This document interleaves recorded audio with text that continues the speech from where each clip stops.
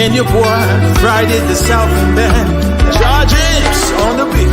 On the spoon to get your information. On the spoon to be part of our discussion. Spoon television. Spoon radio station.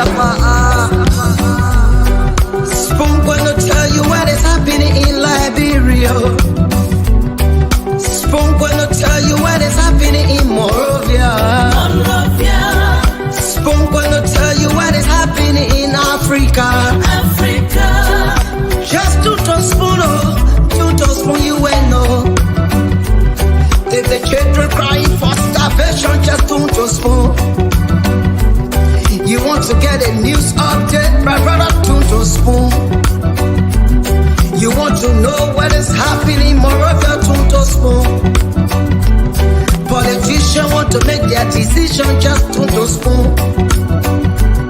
You want to know what happening in the ministry, to spoon. To spoon.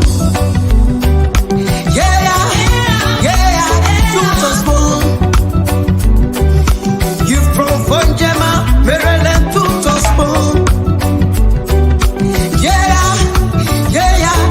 To spoon. If you eat kepan, gradually, my brother, to spoon. We want to stay there with that good term. And Mr. Bouaka must know this, that the Coalition for Democratic Change has instructed any attempt for Mr. Bouaka to violate the Constitution, he will be resisted with a stiff resistance. And one of the one is to tell you the asset recovery. The CDC cheating. And we gave you what this country requires. We go and ask you a piece of job to do. Focus on that job. I want to publicly say to you, Mr. Bouaka, we welcome the establishment of the Worker Court. You have our full support on that. We support you on that, Mr. Bouaka. The establishment of the Economic Court, Mr. Bouaka, we welcome you on that. When you establish an economic court here, you can have us here. We go in counseling with that. We will work with you on that. Mr. Bouaka, we want to say to you, a careless wishbone. What are you doing to George places? And some of you, we call it unsufficient to resist him. Never again, we call it on you. Mr. Bouaka will announce a popular set in here to all government agencies. Watch it. If you keep chasing our people, if you disturb innocent Nigerians. Today's a great day for me to celebrate my birthday and to also celebrate the birthday or independence of my county.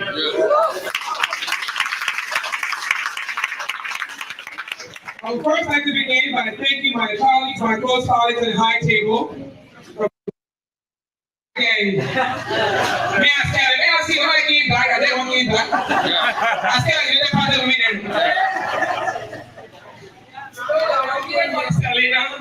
And to the gang, I say thank you. And But we were supported to the executive nation to ask the legal advisor to the president why he dropped the case against me. I've done nothing. I don't know who this guy is. And he defamed my character for the work that I have done. For this country, I've served every government that I've come and I've left a print. But the legal advisor, Bushman Keita, told the president of the Republic of Liberia, he instructed the Senate court prosecutor to drop the case without my knowledge. I did not drop this case.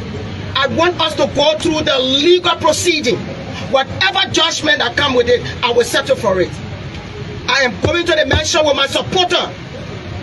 And I'm going there to stay there until I hear from Bushman Keita why they dropped the case In the meantime, my case is still standing in the civil court. Criminal cohesion, that's what I said.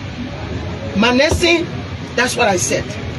Disorderly conduct, and that's what's my file in the court. And I can prove it. And I ask. Thank you for inviting me. We realized from my end, maybe about 2 years ago, that the African Leadership magazine and the African Leadership family is the premier think tank for unifying Africa in 2 ways.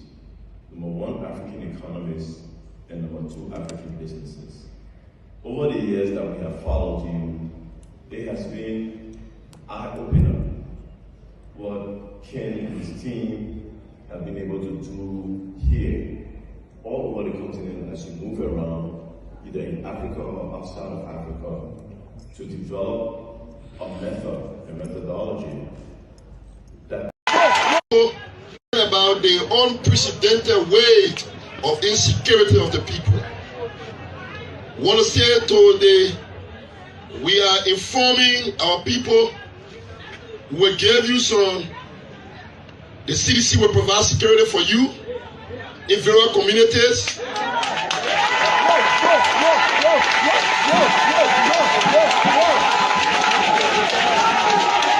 The security the CDC we're working on. We want to tell you we worked through the 15 counties already. That plan is in motion. We gave you, when I announced the numbers. And when you face any situation in your community, they place a call and we'll move the whole delay and your security will be secure.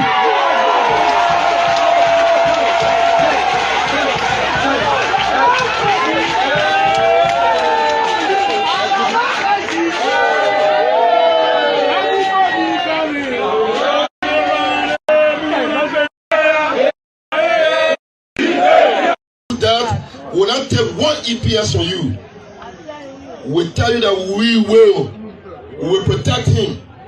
And the day we protect him, you can rest assured you're not going to work that day. The day we call to protect them, we will call for a national protection day of Mr. President. We are here. You can rest assured you'll work home, you'll not work at the mansion. Don't push us. We have what it takes to make you uncomfortable. Don't push us. Don't push us.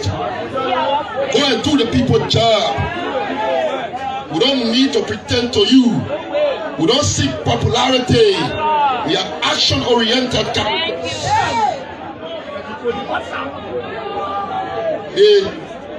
The President, we are. Let the fucking family out of here. Or else I'll get the public. You're getting 100 security. You're getting 100 army with nothing to test. I'm saying if they're recording. I'm tired. I'm tired. If I find anywhere here today, I swear to my damn mother. Anywhere I find I stay here as I lead this thing. Anywhere I find I attack him. And you can show 10 armen, 200 armen to go defend. Anywhere I found if we are there today, I will attack it and move with it. I'm going to get 25 money back. 333 plus 75%. Wherever I move, I will move there. I'm done. I'm done. I'll let you go in the video.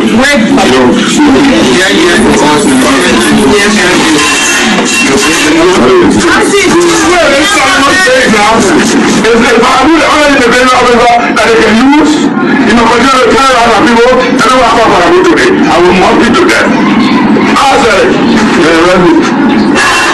see, we had a we of production. We pass it from our senior manager and what I wanted to understand is that thank you, Mr. Chairman. Mr. Nuri, how are you? Are you on drugs? No, sir. Have you taken a drug test? No, sir, but I'm prepared to take one. I'm prepared to take it now? Right now, I'll take one. Are you sure you're not on drugs? Right now, I'll take a drug test. I'm not on drugs. Have you taken drugs before? No, the president said drugs will be public enemy number one. The president who has nominated you has taken his drug test with the vice president. Why have you deliberately refused to take your drug test? Honorable Senator, I have not refused to take my drug test. As I said, and I say again, even right now, if it's available, I'm ready to take it. Why now? Why are you disrespecting the president? I'm only a nominee. Have you done your asset declaration? I'm only a nominee. I have not done that, sir. So the president declared his asset, you refuse to do yours. The president took drug tests, you refuse to take drug tests. I haven't refused to take drug tests. I haven't refused to declare my asset. The law requires, as an official of government, for me to declare my asset. And when I become an official of government, if confirmed by you, sir, I will declare my asset. Do you deserve my vote? Yes, sir. Give me 2 reasons why I should vote for you. The first reason is I'm qualified. The second reason, I'm a son of Bomi, and you are my representative. I'm Senator. So, okay, I'm looking at your education qualification. I see you have academic qualification. I see you have 2 A degree. They'll know that I'm older. I cannot perform a certain duty when I'm old. And what you're talking about in 2 years from now, I'm 57 now. Our retirement age is 65. I'm 57 now. 6 years from now, I'll be 163. And I cannot work for 2 years. So the best thing to do is to promote peace and prosperity for this country. So you're not going to drag me into politics until I reach or 90 years old, or 75 years old. So I'm just telling you, because right now, you know what we face with? Our parents that were in politics when we were young. Our 1-year-old, my uncle was in politics. Some of them can't even walk. We're seeing how we can take them to the hospital to survive. So when they are 80, they are 90 years old, they still running their politics. It's not me. I did not come to politics to hijack politics. I think the politics will play a part. I think the politics will play a part. Maybe you can say, well, I think he wanted to prove something. And then I will agree with you, yes, I wanted to prove something. And the only thing I wanted to prove, when people say that we are insignificant people, and I want to put them wrong to say that, no, we are not insignificant. Yeah, we may not have the seed or possibility that you have, but every possibility that we got, we can make use of it. You understand? So, I will never be president. When God knows I will be president. I will not do nothing in Liberia here. I will just not waste time. But you can look around Liberia, you can see that my fingerprint is everywhere. So, we are not chasing, we're not chasing politics. No. Pray to God to serve. That's why I serve the national team, and that's why I was hoping to serve as president of Liberia. But like I say again, thank you, Liberians, that they gave me the opportunity. Whether it's 1 time, whether it's 50 times, but I can guarantee you, it's 1 time. It's 1 time because I have broken undisputed record. Yeah. So I tell for the people, but let me not believe that because people love me, I'm going to be there for 90 to 100 years while children coming up to be leaders. I will not do that. If you're looking for me on that, trust me, well, I'm here, I'm a vision of you on that. I vision them well. Because myself will be praying to God for the vision not to work. You understand? Because I need time for myself. I need time for my children. I need time for myself. So this is not a must. I can promote you and Be this early, want to be above the law, and yet we want a good country. By the time we see good things happening elsewhere, we want to. You look down how many Liberians have their children in Rwanda. And we all know what Rwanda went through. You have to take commitment, you have to take discipline, you have to take love of country. And I'm almost sure that most of the countries that we're desiring to go to, the opportunities we have here are even much better. Our problem is we're not committed to building a good country. We want to see a good country and move there. I just came from Cote d'Ivoire, African country, just like ours, much younger, Ghana. But want to go there. And everything we have here, even much more, is in those countries. Why they are who they are is because of their commitment to building their country. Today, God has given us another opportunity. And all of us sitting around here, no matter what you hear on social media, you know what this country has been going through. Not everybody will leave this country and go. Even those who are gone, they want to come back.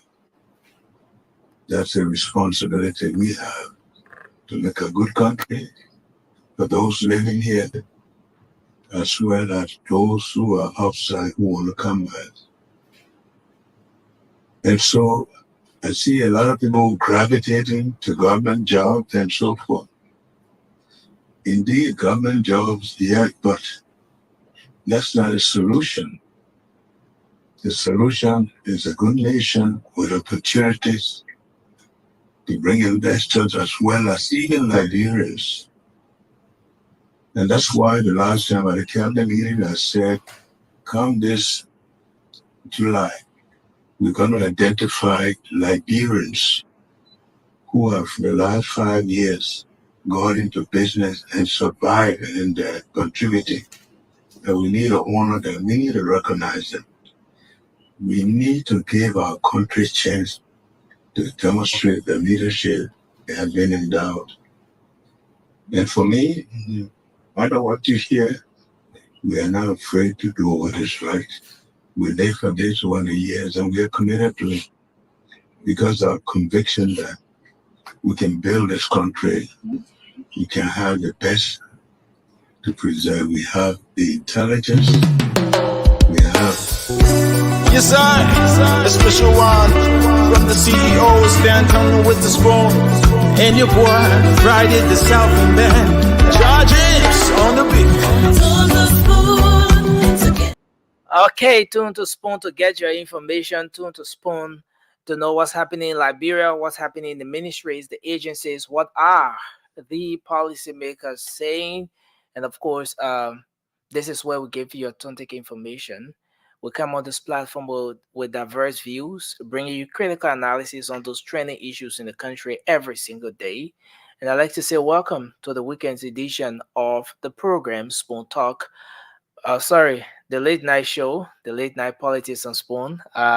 We are here again, live across the Spoon Network, Spoon 107.5 FM, Fabric 101.1, Super 95.5, and other frequencies across Liberia. Thanks to our folks across the internet who are joining us now on YouTube, Spoon Talk Live on Facebook, Spoon TV, and Fabric TV. We appreciate all of you.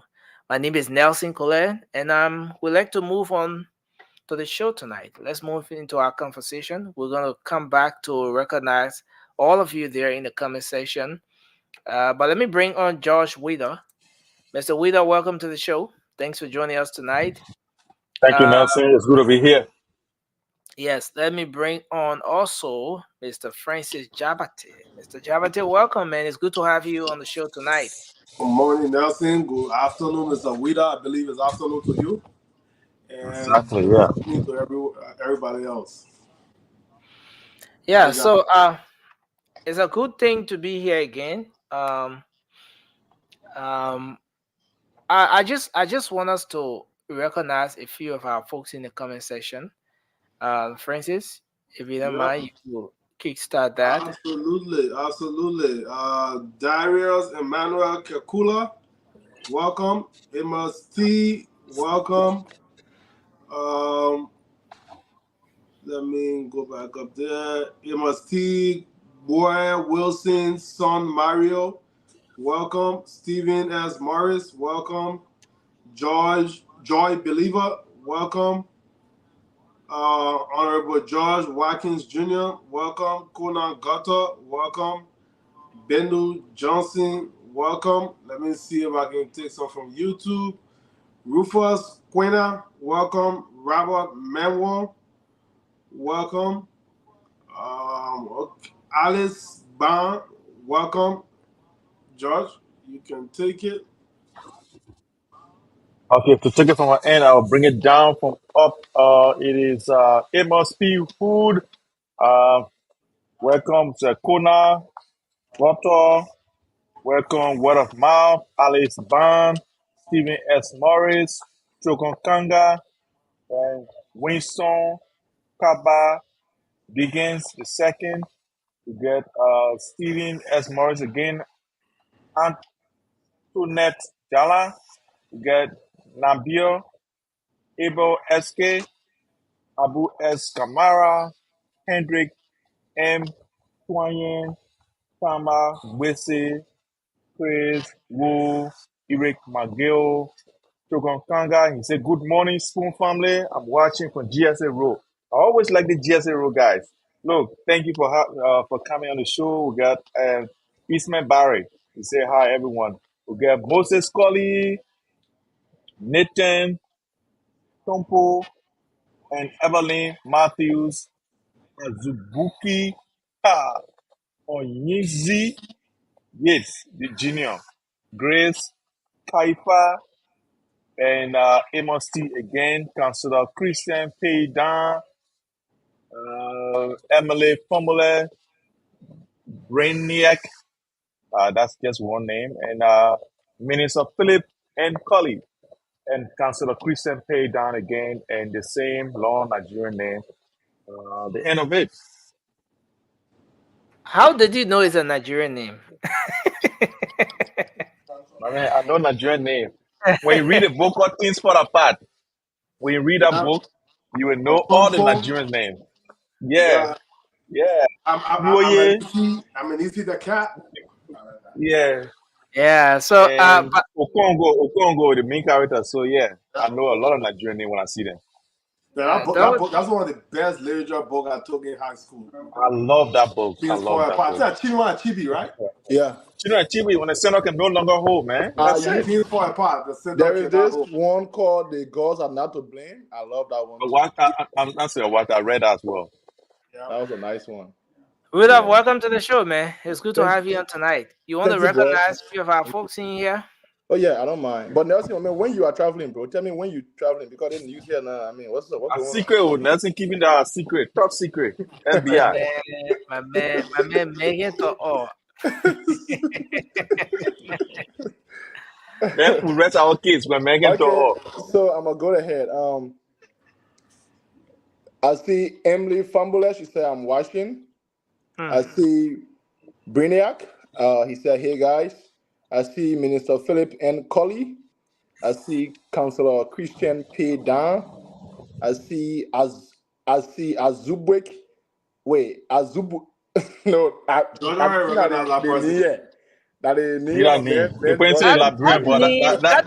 needed borrow aid. Look, let me help you. That name should be Azubuki. Azubwek. Then I love my name. Azubuki. Then I love my name. Oyezi. No, but I Oyezi now I got problem with it. But the yet, I mean, I've been having problem with that name since. What's going on? Well, why are you saying it like this? What's going on? Yeah, but welcome, Stephen Morris. Man, I'm good, man. What's good with y'all? Welcome, Janga. Welcome, Women 12. And yeah, I think that's the last name I saw on the list. Okay, Three, you want to pick a few? We're doing good, man. We're doing good. My man, no more people down there. My man, Ture, I'm following your countdown, my man. I'm enjoying it. Keep going. I don't comment, but I'm following you, man. Thank you, brother. I appreciate it, man. I appreciate it. I've been doing that thing since 2014. Oh, really? Okay. Yeah, I've been doing it since 2014, man. Yeah, but man, that's true though, because that need I wouldn't need. Okay, Janga F Corner, welcome. Waymond Toy, welcome. Yendi, Gongu, welcome. Go. And then it's seen as a bookie. Yeah, we recognize everybody already. You repeating? Yeah. Yeah. So wait, Nelson, can I ask you a quick question, please? Yeah. Where is Swagger Island? Because this, I mean, is there anything like Swagger Island in Liberia? Wow, I mean, this is there's actually a Swagger Island. Swagger Island is in Congo Town, right behind where you have they usually say the White Flower Theater the man House. saying Stephen Tobo Estate. Oh, yes, sorry. Yes. Swagger Island, yes, is in direction. But they have another island here. The name sounds similar to that of the Swagger Island. Yeah, but I know that place. Swagger Island is in Stephen Tobo Estate. Yeah, I've been there before. Nelson is like people are changing their names just to put in problems. Somebody with hard names, they should also tell them welcome. I know okay. People are changing their name to put in trouble, man. That's what I. Yeah, but it will not work. It will not work. You know. The person say welcome me too. Yeah. No, Ture will have to welcome that person. Exactly. He came last. You should. Let you suffer too. Ture, can you welcome that person? I mean, I plead the fifth. I plead the fifth, brother. What? Well, look though. Also, serious note, right? So I'm in college. I believe this was doing my junior year, right? I went to school with this Kenyan guy. My man, the guy was doing this raffle thing back campus. The guy won. So they call him.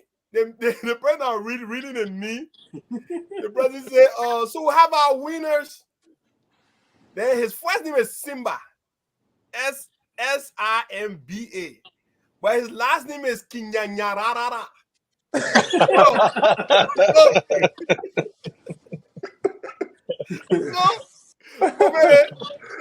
The white dude came on and got trying to pronounce it. As soon as the boss saw it in his face, he just raised his hand straight.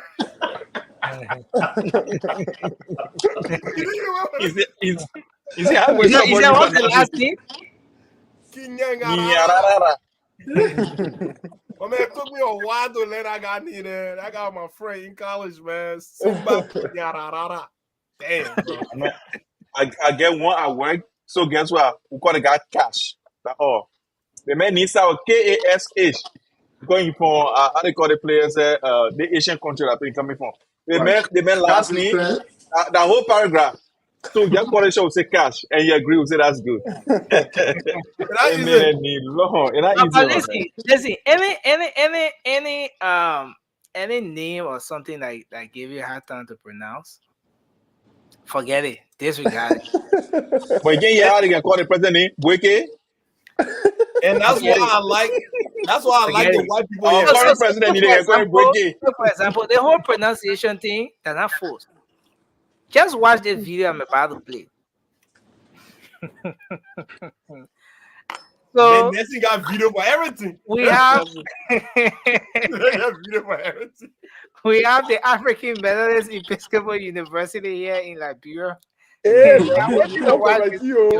Africa Methodist Episcopal University. Episcopal University. Nothing you are looking for it. Prophet trouble. No. It's just in relation to what we're saying, right? The mechanism for you is anything like you have to pronounce it, run away the way you can run away and go. That's it. No time to waste, my man. In fact, the more you struggle with that thing, the more people exactly. Africa Methodist Episcopal University. So, Hashi Macaulay. One year I watching Macaulay going down south. I tell you, man, be respect to the prophet. Yeah. Exactly. Respect to the prophet. No disrespect. You have calmed down, huh? No, continue. Yeah, he's a con. No, before you Celine Dion. He's a con. Yeah, man. But let's do our opening. Let's kickstart the show. 1 minute 30 seconds. What's on your mind? And then we can. Today is Saturday. Here in Liberia, it's Sunday morning now. Nothing much. Saturdays are usually cool. But let's start with you, Josh. What's on your mind? And then we'll move to Francis, and then Rudolph. Look, what's on my mind is the situation in Liberia currently. When this government came to power, they said they brought the right price down, but almost everything price is going up, and we just want to ask this government to deal with the bread and butter issue before the bigger ones, because the least person in our society is affected by the least things that is happening now. Like people cannot eat 2 cups of rice now because the money can only buy 1.5. So I think the government needs to prioritize the little hanging fruit before going for the big one, which will cost a lot of time and as well as money. So yeah, that's not on my mind. I think Liberia should be on everyone's mind this morning, because even though some of us, we are living comfortably in other people's countries, people back home are feeling the pinch of anything that happens, the inaction and action of our government. So hopefully President Boakai can not declare now, but make public his asset, because he will not be different from George Weah if he does not make it public, because George Weah did not make his public, and it was a big uproar in the community or in the country. And if he does not make his own public as well, then he's no different. Then he shouldn't have even criticized George Weah. And when he said people were stealing, he said the the government is stealing, because that's what President Boakai said. He has come to power. It has been 2 months now. I think rogues are meant to be arrested. Let him start the asset recovery thing. Let me make sure that the right thing is done. Thank you. You said rogues are meant to be arrested? Yes, rogues are meant to be arrested. If you say, Nelson, before I call you rogue, I must know what you stole. I must know. But George, do you guys really embrace? Anyway, we're gonna come to that aspect. We embrace that. We embrace that. Just do it properly. But that's you all. just heard Mayor Jefferson Koji say that they will resist the asset recovery team, but he said he should do it according to the law. According to the law, because Nelson, Cloud Mountain cannot go to any bank and say, "Give me George Weah bank account or bank statement." They will not give it to him, because he does not have the authority to ask for my bank account. So it's not legal for him to do what he's doing. So we are hoping that this government is going to do the legal thing, to get everything together, because fair is fair. Mr. General Cindy, welcome to the show. It's good to have you on tonight. It's good to be with you guys. How y'all doing? Yeah. Good, bro. Francis, what's on your mind, man? Yeah, what's on my mind is about decentralizing Liberia. I mean, I'm sick and tired of every government that come. Everything they talk about is building or renovating or constructing is in Montserrat County, specifically around Monrovia and things like that. Montserrat is not Liberia. I know that's where all the opportunities are, and everybody just piled up there. During election time, half of the country reside in Montserrat County. They need to open up the country. People need to go back home, and the way to do that is to construct the roads and improve security. Because yes, I don't blame the folks. I would not want to go in Grand Crew County or River G County when somebody breaking into my house or stealing from me there. The police is 25 miles away, and they don't even have a way to come and protect me. Just how Monrovia is crowded and police, I mean, lack of better term, police is everywhere.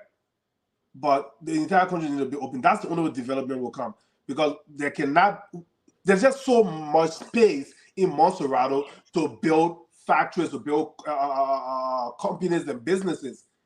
Everything can be in Monserrado. So they need to get away from that. They need to start opening up the country. And then, our brother George talked about the bread and butter issue. Yes, we want the bread and butter issue to be addressed. But on the other hand, we can walk and chew gum at the same time. The same way we've been sweeping things under the rug from Ellen time to Weah time, and we can't sweep it under the rug no more. Because some of these things that we sweep under the rug prevent the country from getting to where we want it to be. So if a cup of rice, if you used to buy 2 cups of rice for $10 and now you buy it for $1, a cup and a half for $10, yes, that's a strain on your budget. But if that little thing and also bringing and holding people accountable will solve the problem in Liberia, let's do it. With rice prices been fluctuating since before some of us were born. When George Weah came into office, prices did not go down.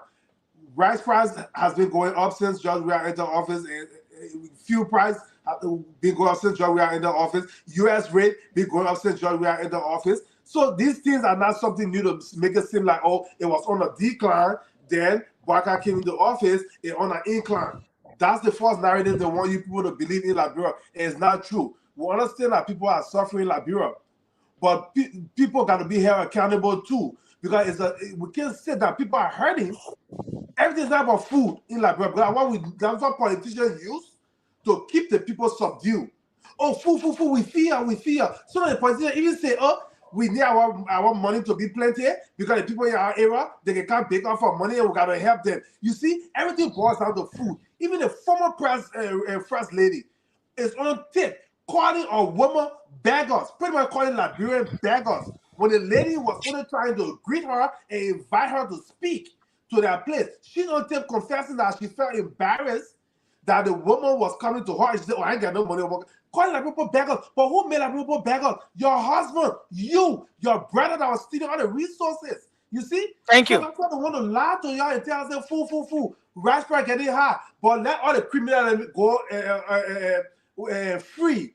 Right? All the money they steal, they build houses, they enrich themselves, take care of their children. But you're not forget about it because your rice price getting expensive. How you think the rice price got expensive? If they use that money to import tons and improve agriculture, your rice price not get expensive. Thank you. Thank you, sir. Thank you, Francis. Your 1 minute 30 seconds opening quickly, Rudolph. You are muted. Let me say welcome to Nabil Abel from Swagger Island. He said we should call his name because he's been here always. So I just welcome you. But Nelson, what is on my mind is that, is the level of progress being made by this government thus far.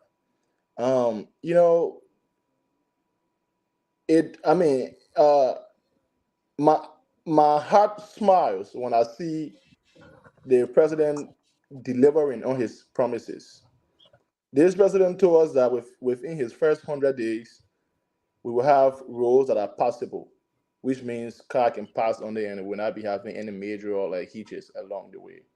And just yesterday, we saw that we saw pictures and we got reports that there are immense work being done within the Lofa region. The road from Vontema is being worked on as we speak. And I think that also goes back to George's point when he talked about the bread and butter issues, because Lofa, as we all know, is known as the bread basket of the country. So that role being done, I think is going to help to boost our productivity, because that is a farm to market role. Bringing goods from Lofa to Monrovia has never been easy for some years now.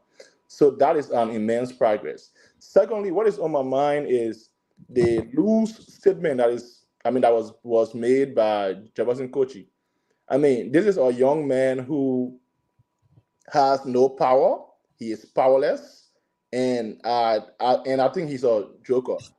These are people who are trying to do all they can to take us or to take the people's eyes from the work being done by the government and focus on them because they think they have some secret agenda to disrupt this current agenda, but it's not going to work.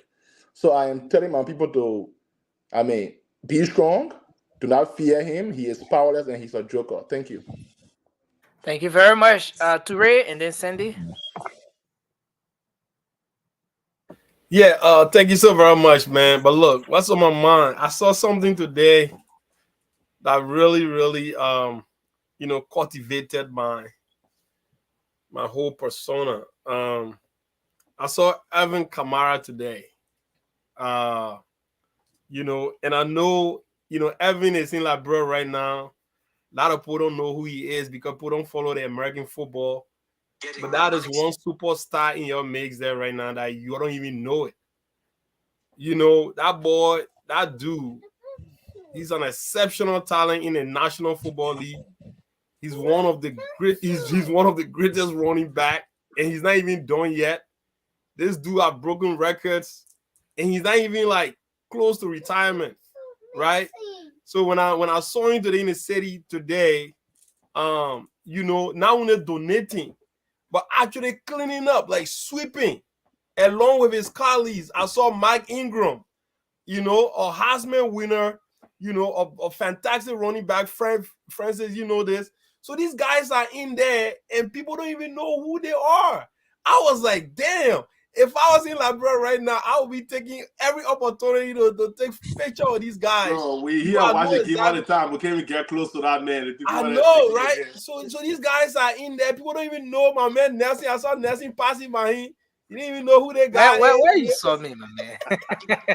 Come on. You know what I mean? But look, man, that right there, man, that was something. And he spoke on it clearly, man. He loved the fact that he's connected with the country. He want to help, not only just donate, but they got took broom. They were sweeping out there, at some point, I didn't even see him with gloves. His friend, his teammate that actually, that actually went there with him, they had gloves on. And I could see the reason why this guy didn't put on gloves because there was some old man there or something that the old man didn't have gloves on. So I said, this guy, he gets it. You know what I mean? He really, that right there, a lot of people didn't look at it. The glove came out, and men are putting glove on, but he did not put glove on. And that right there sent a really, really deep message, right? That he gets it. So that's on my mind, and I hope all of us that are here right now, the next time we go to Liberia, I'll definitely be part of that cleaning campaign. Thank you. Thank you, Sandy. Well, it's good to be here. Good evening. I've been reflecting on how we can encourage more folks to go to Liberia and invest. Folks like, Arvin that Toure just mentioned, there are several of them. There are several of us here that want to go home, several Liberians all across the world. I have always said on this show that our greatest resource are the Liberian people. We have the diamonds, we have the gold, we have the timber, but the greatest of all of them are the Liberian people, the smart Liberian people, and we have a lot of them. There are a lot of smart Liberians that just want to go home. But I've been thinking about what are ways that the government will start to encourage Liberians and even non-Liberians that have interest in Liberia to really help that country grow, move in the right direction, improve security. Improve security. Security is number one factor that will encourage folks to come to that country, to go to that country. I want to urge the government to focus in the area of security. And I also then want to urge Liberians outside of government to be mindful of things that they are saying and actions that they may be taking that could undermine the stability of our nation, that could prevent other people from coming to Liberia to invest. Someone already spoke about the statement from Kochi and other people that are coming out. It's good to be opposition. I believe in opposition very strongly, but we must be truthful to the Liberian people, and we must speak to the issues so that those outside of Liberia that do not know what's happening on ground will not be discouraged. We need people to go in and help so that our people can be employed outside of government in the private sector. Nelson, I'm looking forward to a great show on this Saturday night from my end. It's good to be here with all of you. Well, thank you, Cindy, and thanks to everyone again for being here tonight.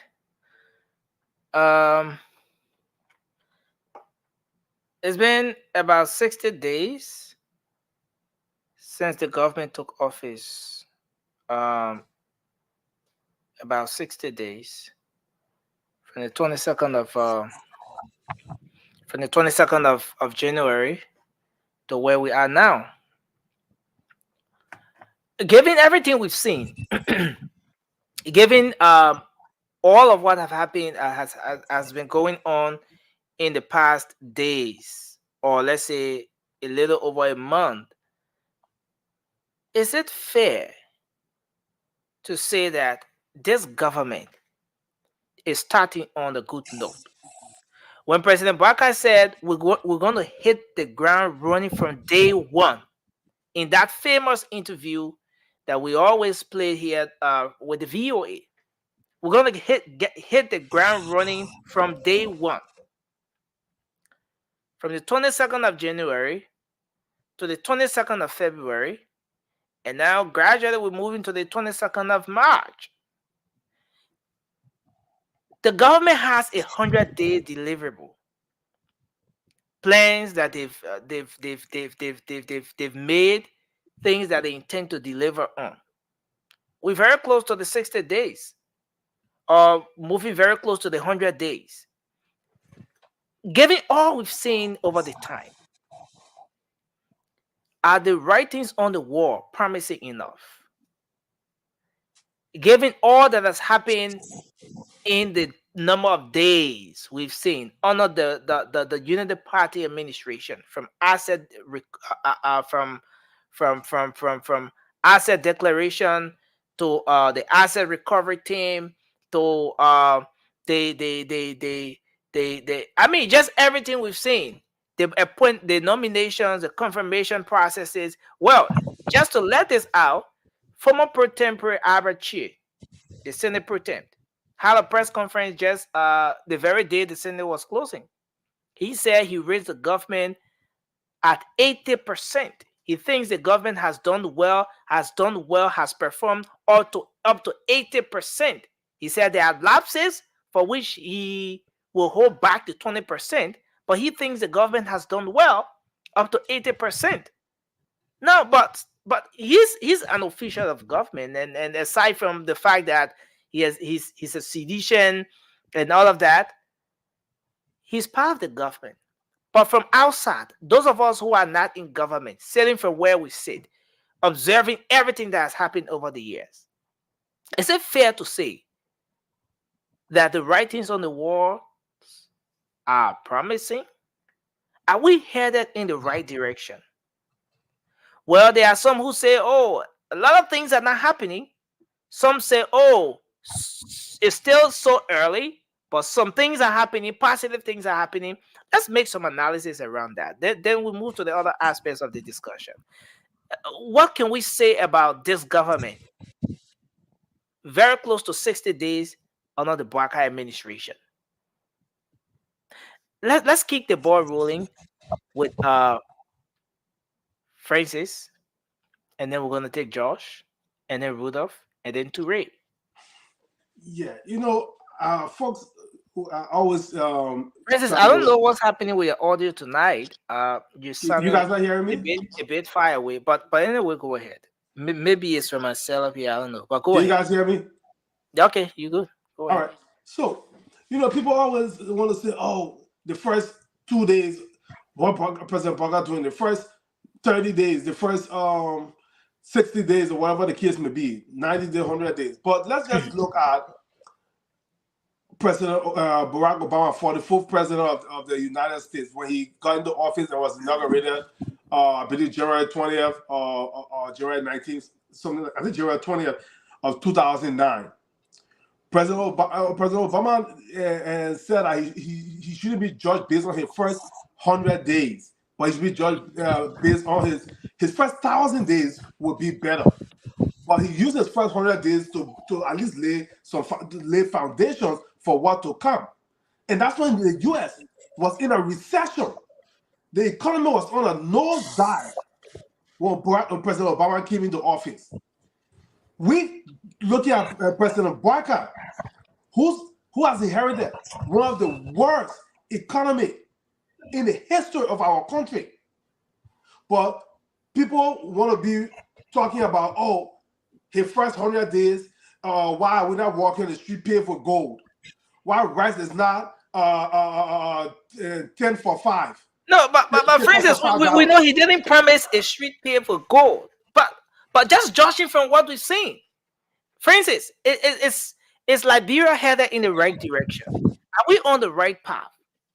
I will quote Obama again. Don't judge me on the first 100 days, but the first 1,000, he will use his first 100 days to set the ground right, and that's what President Barker is doing now. Are you taking us away from the 100 days to 1,000 days? Are we going to 1,000 days now? No.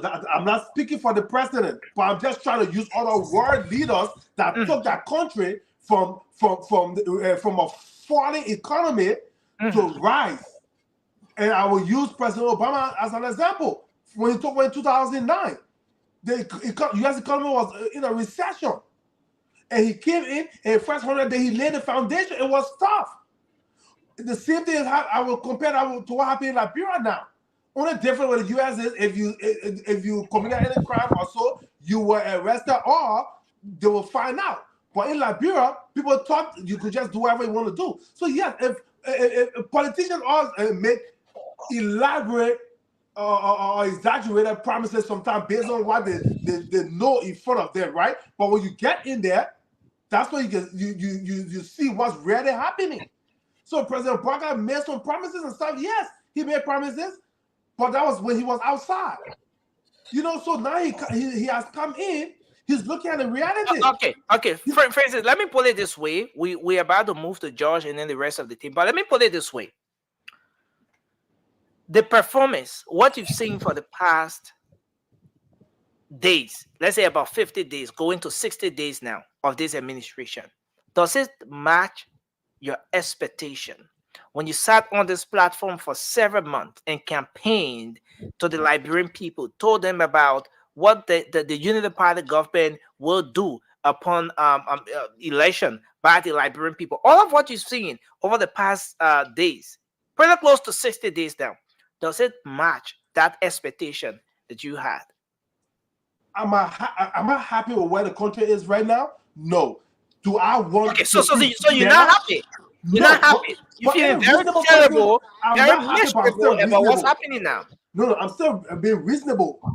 Because for me to be happy, yes, I want to see everything done. I want to see healthcare booming, security booming, and all this stuff. But we are realistic people living in a real world. We are on Earth. We're not on Mars. Okay, so we know what the President Barker inherited. He just came back from Ivory Coast. He spoke with Ivorians about improving electricity and power supply to Liberia. He just set up an asset recovery team to hopefully bring hundreds of millions of dollars back or recover assets that were illegally acquired by previous government officials. He also working on making sure the roads are possible. May is around the corner where rain season will start, right? In Liberia. So you want to make sure that the drainage are all set, even if the roads are not paved. When it rains, the water will not be the what Jory faked the picture in when he was standing on the muddy road with clean sneakers. He want to make sure that the water is not set there. There's probably drainage on the side, and I got to talk about the lofa road that will help farmers bring that market to sell. Most of these things are in place. That he's working on these things. Yes, sometimes things prices will go up. Just we are talking about people 3-day food call in Liberia there. So that all the extra money the incentive the phone companies were receiving to give the Liberian Port TV the phone call. When he slashed it, where you think that money go? You think he slashed it because he want to put money back into Orange and Lone Star covers? No, he said the Liberian Port does not deserve 3-day phone call. So the person, what we will do now? He said, okay, take it from them, let them pay the money that they'll get. You'll give it to me. That's what it was. But he didn't call it because he wanted Lone Star Orange to get more money. No, he called it because he wanted money for himself and his cronies. So now, all these things are falling back into play. Some prices will go up, some prices will go down. Like I said previously, when George Weah took over, everything was going up. Everything was on the rise. Nothing was coming down. Everything was going up. And that's what's happening now, especially the economy President Bogga has inherited. It will take some time to stabilize the economy. And yes, things will get hard before it gets better. It's not like, the company was on an incline while prices were going down. Then President Bogga came in and his policies are now creating this problem for the country. That's not the case. President Bogga is trying to use the emergency brake to stop the leak in the economy before he can start working. So you see what happening? It's like you're fighting with your hands tied behind you. You got to loosen your hand first before you start using your hands. That's what happening now to the country. So, the first 90 days, first 100 days, every president make big promises, but that's where foundations are laid. When he messes up the first 90 days, doesn't lay the foundation or negotiate with other companies and things like that, so that after the first 100 days, things can start to fall into place, then that's on him. That's on him. But the first 100 days, nobody should expect any major development. If anything could happen, let's say thank you. Right now, other people are negotiating. Oh, we want to do this. We want to do this. Other foreign investors are negotiating, but it's not when they negotiate, they're not going to sign contract right away and build the factory in the first 100 days. Sometimes those companies that negotiate now will start building bringing that business to the country probably 2 or 3 years from now. So these things happen. But people, don't let these CDC people play on your mind. They are pissed off. They didn't expect to be defending right now. They thought they would start defending 2029 because they thought they were going to be in office today. They didn't expect to be kicked out. So they had no plan for this time. That's why you hear all the random arguments, all the random excuses, all the abstract conversations will be coming on here because they did not plan for this change. They thought they were going to build in 2029, and Unity Party and other opposition was still going to build a defensive. But because they were shocked, now they have no game plan, so they're looking for any kind of argument to bring up. Low-hanging fruits argument. You got Coach when I talk about, the President Bogga as a recovery team is not coming to Francis, for that bank statement. If they find any improprieties going on or find any sign of crime here, they will refer it to the Justice Department to pursue it. So 20 seconds. No police order to come and arrest the people. They don't have that authority to go and ask bank for anybody's bank statement. So they will come back with their findings, and then the Justice Department will pursue it. That's what things happen. They don't always have to do it with CDC wanted. Oh, thank you. Get this one first. Thank you, Francis. Oh, Johnny, you now? All right. Thank you. Yeah. Go ahead. Thank you. Look, my man, to defend is hard. We all play soccer or you play NFL, whatever you watch. To defend is the most difficult thing because you have everything coming at you. And I've been there, so I know what it is. But it's so lovable and it's so painful to watch my brother struggle to make points here. We say George Weah took away the 3-day free call to put the money in your pocket. People still calling up to this time. Since the 22nd of January, people are still calling on the phone. What the money going in George Weah pocket? Or you bringing it back? Can you bring it 3 days back? You haven't said anything about that. But then you come here, you lie to the Liberian people that George Weah put the money in his pocket. So since you became president now, what's going on? I think we're having issues. Yeah, like okay. Don't want to hear your top. Yeah, I think Nelson. Oh Lord. Yeah, George, continue speaking. They can hear you.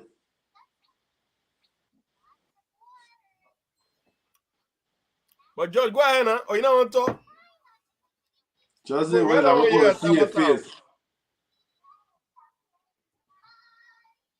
The boy right now when you George. Okay, so George's, guys, sorry about that. Sorry, I had a little bit of technical issue here. I'm trying to handle it. So, inference is done. Yeah, Josh was speaking. I was done. And what's going on? I'm trying to address some technical issues here, but Josh should be good. I think Josh should be good. But George, it's where are you? Or maybe somebody kicked Josh out. no, nobody There kicked you him go. out. Where George is. Not bad. Unmute, Josh. You know, it's easy. It's hard to lie. You cannot lie to the Liberian people when they are facing the reality of what is happening in Liberia. You come here and say, George, we took away 3 days. Why you can't give it back to the people? What's stopping you from giving it back to the people? You said, George, we took the money to give it to your friends. The people that are calling since on the 22nd of January to this time, that money that they are accumulating, why you can't give it back to the people and say, no, 3 days all come back because President Bouaga, I don't want to take the money and put it in my pocket, in my friend's pocket. Why you can't do it? Why can't you do it? Why can't this government do that? They said the weird government stole the people money. They are not stealing the money. But their budget does not even go beyond George Weah's budget. Your budget, it cannot go beyond George Weah's budget. And then you want to tell us that George Weah was doing the bad things. George Weah was paying YF. George Weah was paying for people who are attending public universities. You have not said anything that you are bringing up. You are continuing that process. People are still living in limbo. They don't know exactly what is going to happen, whether they were going to attend university this semester or not. And you come on here, you want to lie to the Liberian people, say George Weah stole and took money, going wanted to put it in your pocket. George Weah is not putting that money in your pocket anymore. Who's putting it in your pocket? Is that Bouaga putting it in his pocket? When we come on the show, let's make sure that we address the bread and butter issue. Let's do this, Josh. Yes, I can see you. I will not respond to you. No, Josh. Let's do this. Let's do this, Josh. Given all you've seen under this administration for the past 50 days plus now, is it fair to say that this administration, the government, is starting on a good note? Liberia is headed in Negative, negative, Nelson. And things Negative. are going to improve. Negative. Nelson, here's why. There is no sign on the wall. Guess what, Nelson? People say we should not judge the government for the past 2 months. I agree. But guess what? There is a budget that has already been put up. And that budget is only 692 million. What can I do? You know how much the salary alone will be? Recurring expenditure? It is 80%. That means that for the next 1 year, the government is going to do nothing. Nothing to improve the lives of the Liberian people. So guess what? We are already judging it for 1 year. We're not judging it for 2 months. We are judging it because your budget does not even say anything. It does not even say about paying wire. It does not even say anything about free tuition at public university. It doesn't say anything. But George, have you seen a copy of the budget? Have you seen a copy of the budget? How do you just assume that the budget is not going to address those different issues? Okay, Nelson. I know how much salary costs for the government for a year.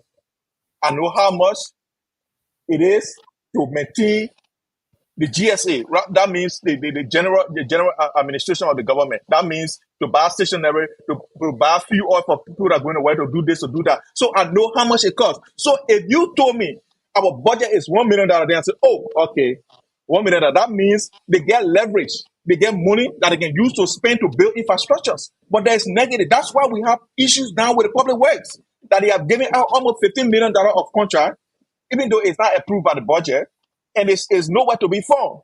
That's why we have issues. So, Nelson, for instance, if I used to give you $200 to go and do shopping, right?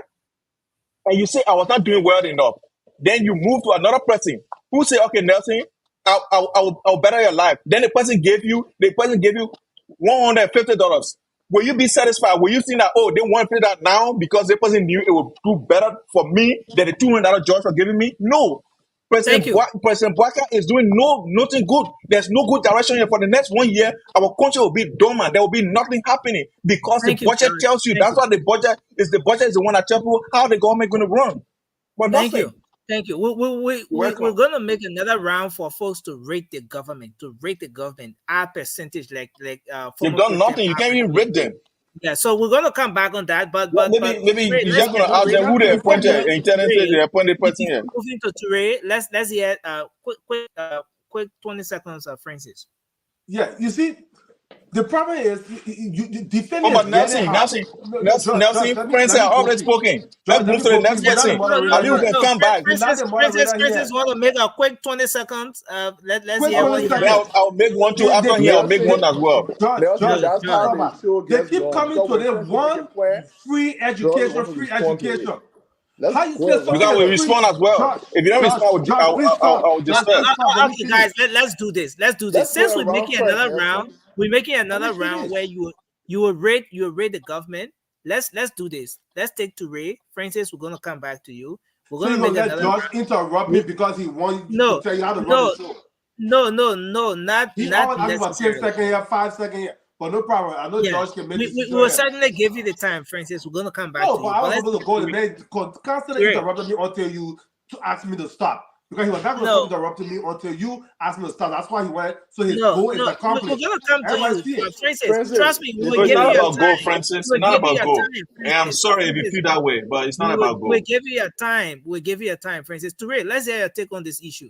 From all of what you've seen, is the government on the right path? Is everything okay? Is Liberia headed to the right direction? What are the signs on the wall saying? Well, look, from all indication, at least preliminarily, I can say that the government is on course, right? Wow. I might have a little bit of reservation, but not, alarming, for lack of a better word. And George is talking about why JMB has not sort of changed course with something that have to do with, like the 3-day freak or whatever that stuff is. These are government policy. They don't just happen like that overnight. You have to go through so many, legislative proceedings to undo some of these things. All right. So I'm not even gonna buy into that. But just looking at how things are manifesting right now, look, Liberia is not like the United States. And I know sometimes we like to make comparisons and stuff like that. But the Frenchman say la comparaison n'est pas raison. You can only compare two things of sort of feature and all of that stuff. Liberia is not America. So we don't expect things to just run smoothly like that. I mean, our hope will be that Liberia will reach to a point where we can just transition from another leader to another leader and things just happen like the way we see things happening in America when one government leave and another government come take over because they have all of the necessary infrastructure, everything set up, right? But Liberia, that's not the case. People leaving, people looting offices, people taking computer with them, people taking, you know what I'm saying, right? So you're gonna go to a ministry, you don't even have a desk, for crying out loud. So I mean, these are things that now you have to go to procurement office. They have to take time for you to get your desk, for you to get a computer, for you to have IT come and try to set things up. So you're talking about a month where some men will not even get funding to even get furniture in their offices. All right. So this is not these are some of these things when we talk about 100-day deliverables. Yeah, it's easier said than done. If we can talk about 100-day deliverable, yes. But I mean, none of us can see that we see. Listen, Ture, is the 100 days deliverable on course? It's not feasible. It's not. We're going half of the 100 days already. Yeah, look, there are a lot of things that we have stuff we call campaign rhetorics. You know what I mean? People say stuff. Obviously, so you think the Unity Party use rhetorics? You think the Unity Party that's part of politics? It's part of politics. It's part of politics. Whoa. It's part of politics. It's part of politics. And anybody who studied politics knows exactly not everything that a politician will promise you Wow. That will come through. All right. They will try their hardest, and some of them might not even be their own. So Toure, what you say in short is that some of what you guys propagated on this platform were far from the reality. You said it only because you wanted the vote. No. I'm not saying these things might not come through, but I'm just saying, I mean, you don't expect 100%, right? But you have to understand, these are human beings, all right? Politicians are human beings. They are not God, right? When God said read today, when I'm Nancy, when God said pulling my real colloquial, when God said read today, it will read today. All right. But I mean, we have all these we have all the meteorology and people that can prognosticate on whether to say it's gonna snow, blah blah blah. You know what I mean? Snow not coming because they are not God. Okay. So let me pull it in my colloquia too. Let me pull in my colloquia too. And you know they think it's not possible in 100 days. Why you must tell the people about 100 days? I'm using the very point you just made when you said these things are retros, you know, and there are certain things that are said during campaign period. It's not the reality. It doesn't turn out to, you know. But if you know it is not achievable in 100 days, why talk about it? Why mention it? That's why politics is not Bible. Politics is not Quran. Politics is not Torah. Politics is not you know, anything like that, right? It changes, all right? It changes. At the end of the day, I'm so fascinated and interested to know exactly why Randolph continue to smile and laugh while I'm saying the things I'm saying. But look, at the end of the day, let me tell you this, Nelson. When politicians speak to you, obviously you listen, okay? And whatever come after that, take it with a grain of salt, okay? That is what it is. 100 deliverables can happen. It might not happen. And politicians always found reason to tell exactly why it didn't happen. And there are a lot of reasons I can tell exactly why some of these 100 days deliverable might not be achievable. And I can give you numerous of reasons why the people will not be able to deliver on some of his promises. And these reasons will be legitimate. Okay, I'm going to come back to you for some of those reasons, and you'll be rating the government as well based on what you've seen in the little over 50 days.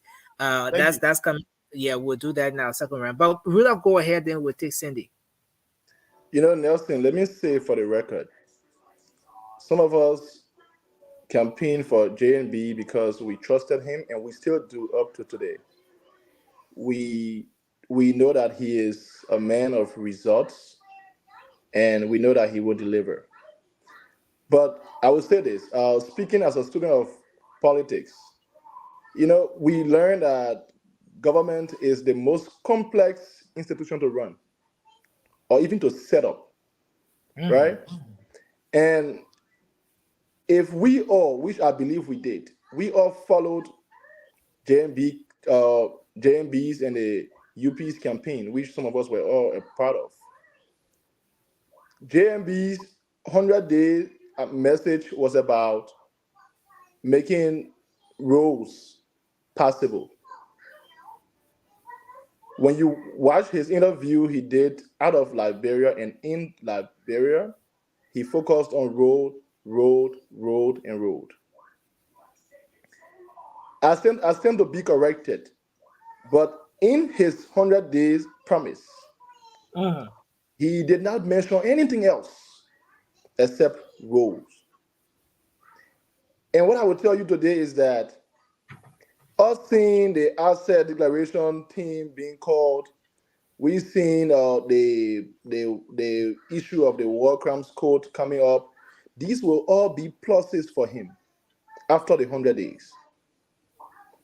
Nelson, I just sent you, I just put into the chat a picture of the work being done in Lofa, or on the Lofa Road, right? That is going to be happening simultaneously around the country. You know, I listened to Toure and I was smiling when he said that it might not happen. You know, I like the fact that he said might. But Nelson, between you and I think it's possible. I know it's possible that within the 100 days, we will have all of our major roads possible. that we will not have cars getting stuck. Don't forget, we are in the dry season. Construction work on the roads, they are very easy to be done than in the rainy season. All you need is to have those roads grilled that vehicles can move back and forth. And that is something that he is already doing. So for us to come here and ask about the 100 days, I think the question was easy. And the easiest way I will answer it is yes, I do feel that the government is on the right trajectory. But then when you ask and say, is everything okay? Then that is where it gets complicated. Okay. And I think that is where Francis came from. The part of you asking if everything is okay. No, everything is not okay, Nelson. We don't expect it to be okay. Not even in the first 2, 3, 4 years. No, we don't expect No. Again. Let me come back with that. My question came from the background of expectation versus the reality right now, versus what's happening.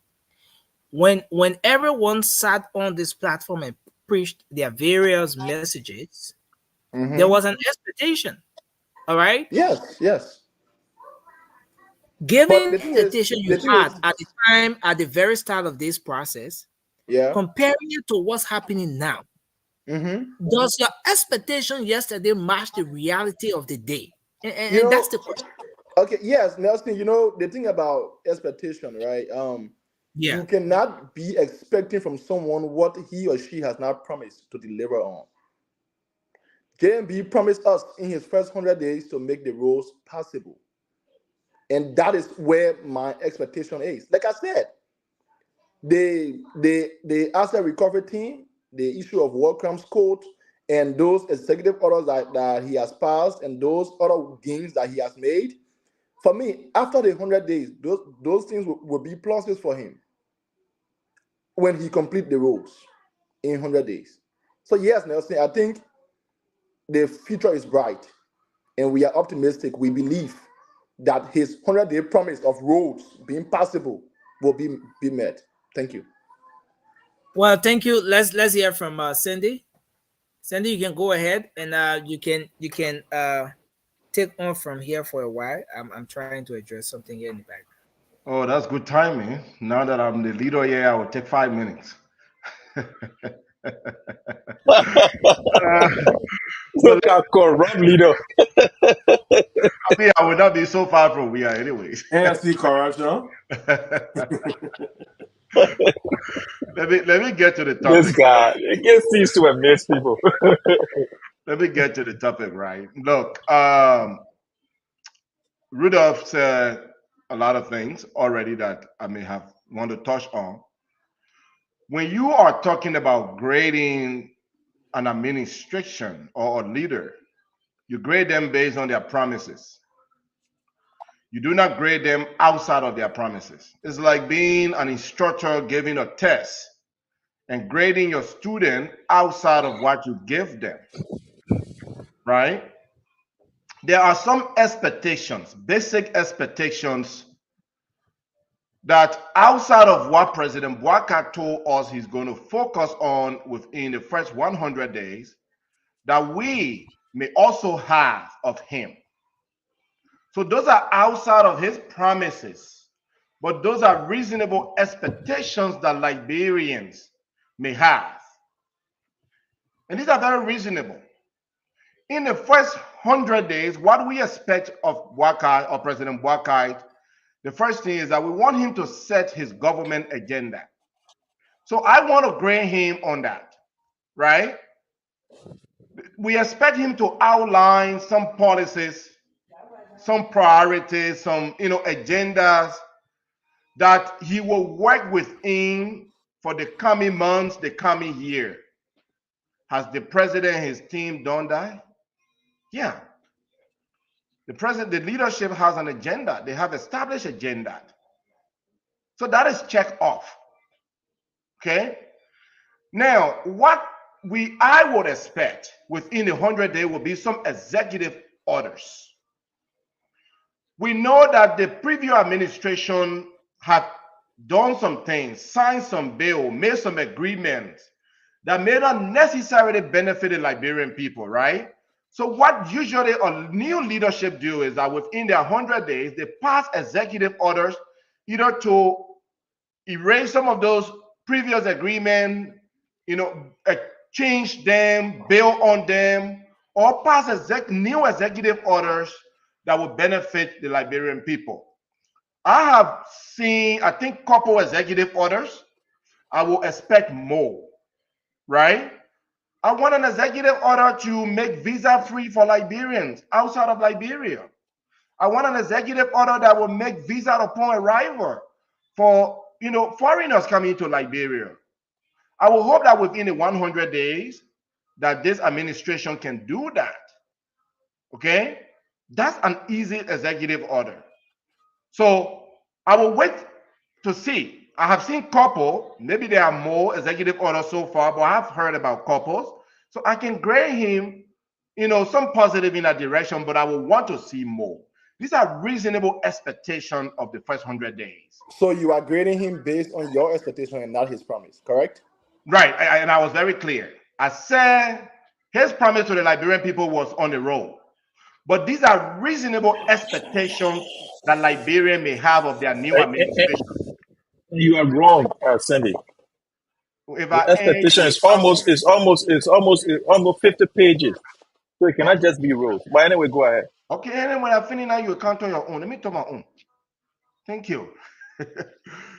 For me, I have seen the president pass or made some proposal to the legislature. Right? We are seeing like the war crime code, the War Crime and Economic Crime Code thing coming on. The president has started working with the lawmakers. Within the first 100 days, you want your new administration to engage your lawmakers, make some proposals to them, and start to build some tangible relationship with them that will benefit your country. I think this economic and war crime code thing that started with President Bouaka being on his agenda and now has been passed in the lower house and is in the Senate is applause for the president. And I would say that's a good thing that was expected to happen in 100 days and it's happening. There are some engagement with the lawmakers, some initiatives that have been established out there with the lawmakers to help us as a country. That working relationship with the legislature is very important. And I expect to see that within 100 days, and it's happening. The major thing when we are questioning the 100 days should be about cabinet appointment, government setup. This is an area that the government almost failed. The delay in this process. I thought, I would have hoped to see that the appointment would have been done a little faster.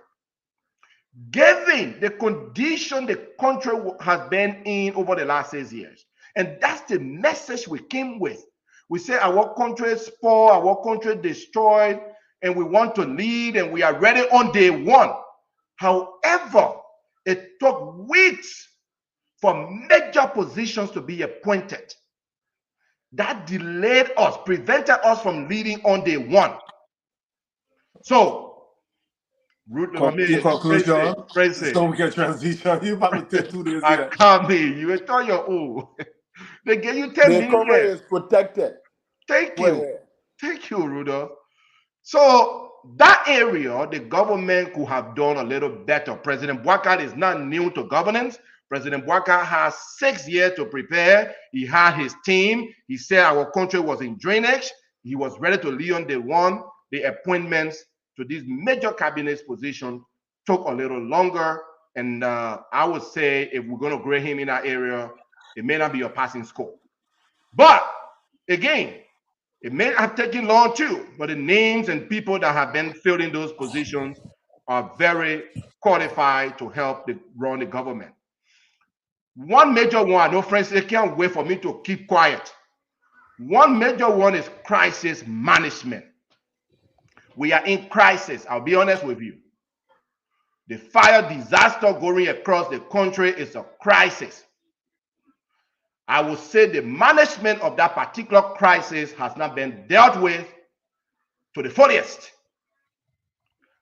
There has not been major initiatives taken to address the issue of fire disaster going across the country. Crisis management is an important part of a 100-day deliverable, even though it wasn't promised to us.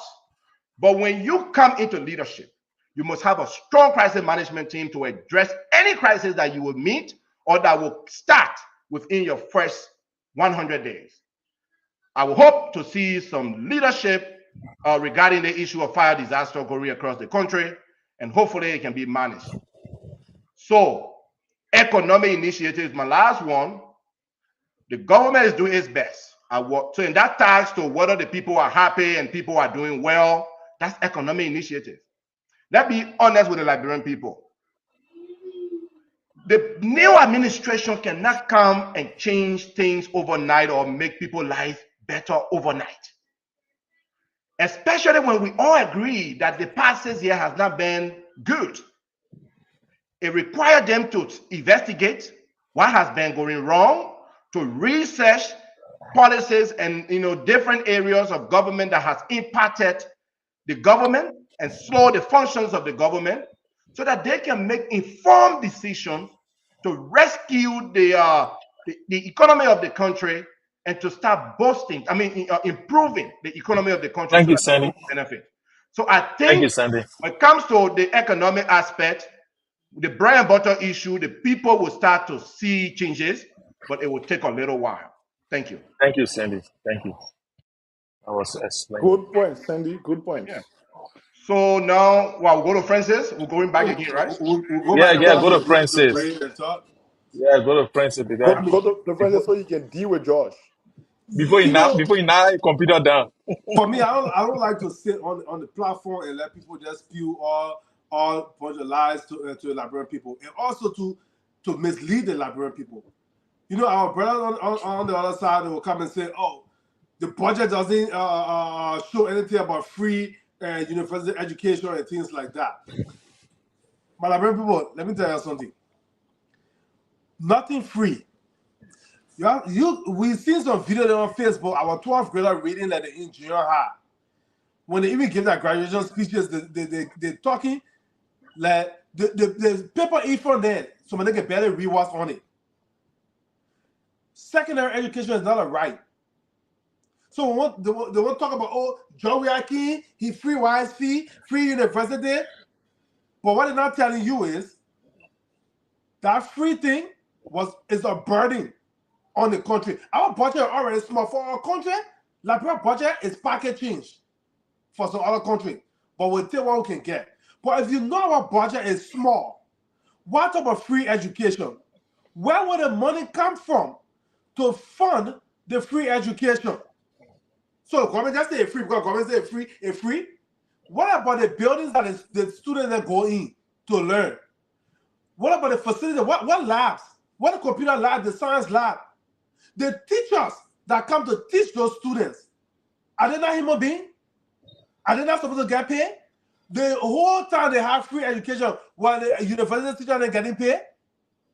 When they're getting paid, the cost of pamphlet triple as soon as they free education.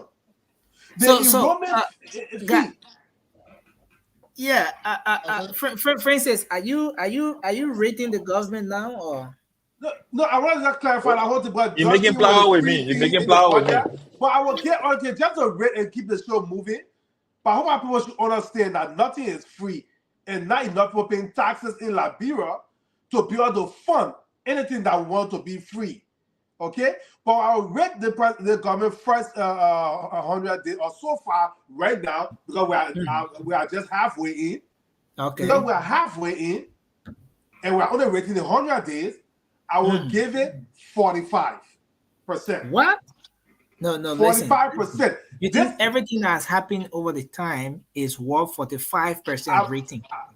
45% out of the 50% of the 100 days has already No, completed. no. Nelson, No, The 100% we're going for here. no. Nelson, We're going for Out 100%. of the first 50 Nelson. days, out of 500 days, how can you get 100%? So if something, if the government goes down the drain, you start subtracting from the 100. But at the in- first in- one, in- Segment, in- segment, No, segment, God segment, was saying like that. Francis. Nelson saying Segment, the 100 segment, days. segment. You know? that the Yeah, first only the one they 100 don't days. take. So read the first See, one. that what we can argue on the show here for, because you can't understand the thing. 65.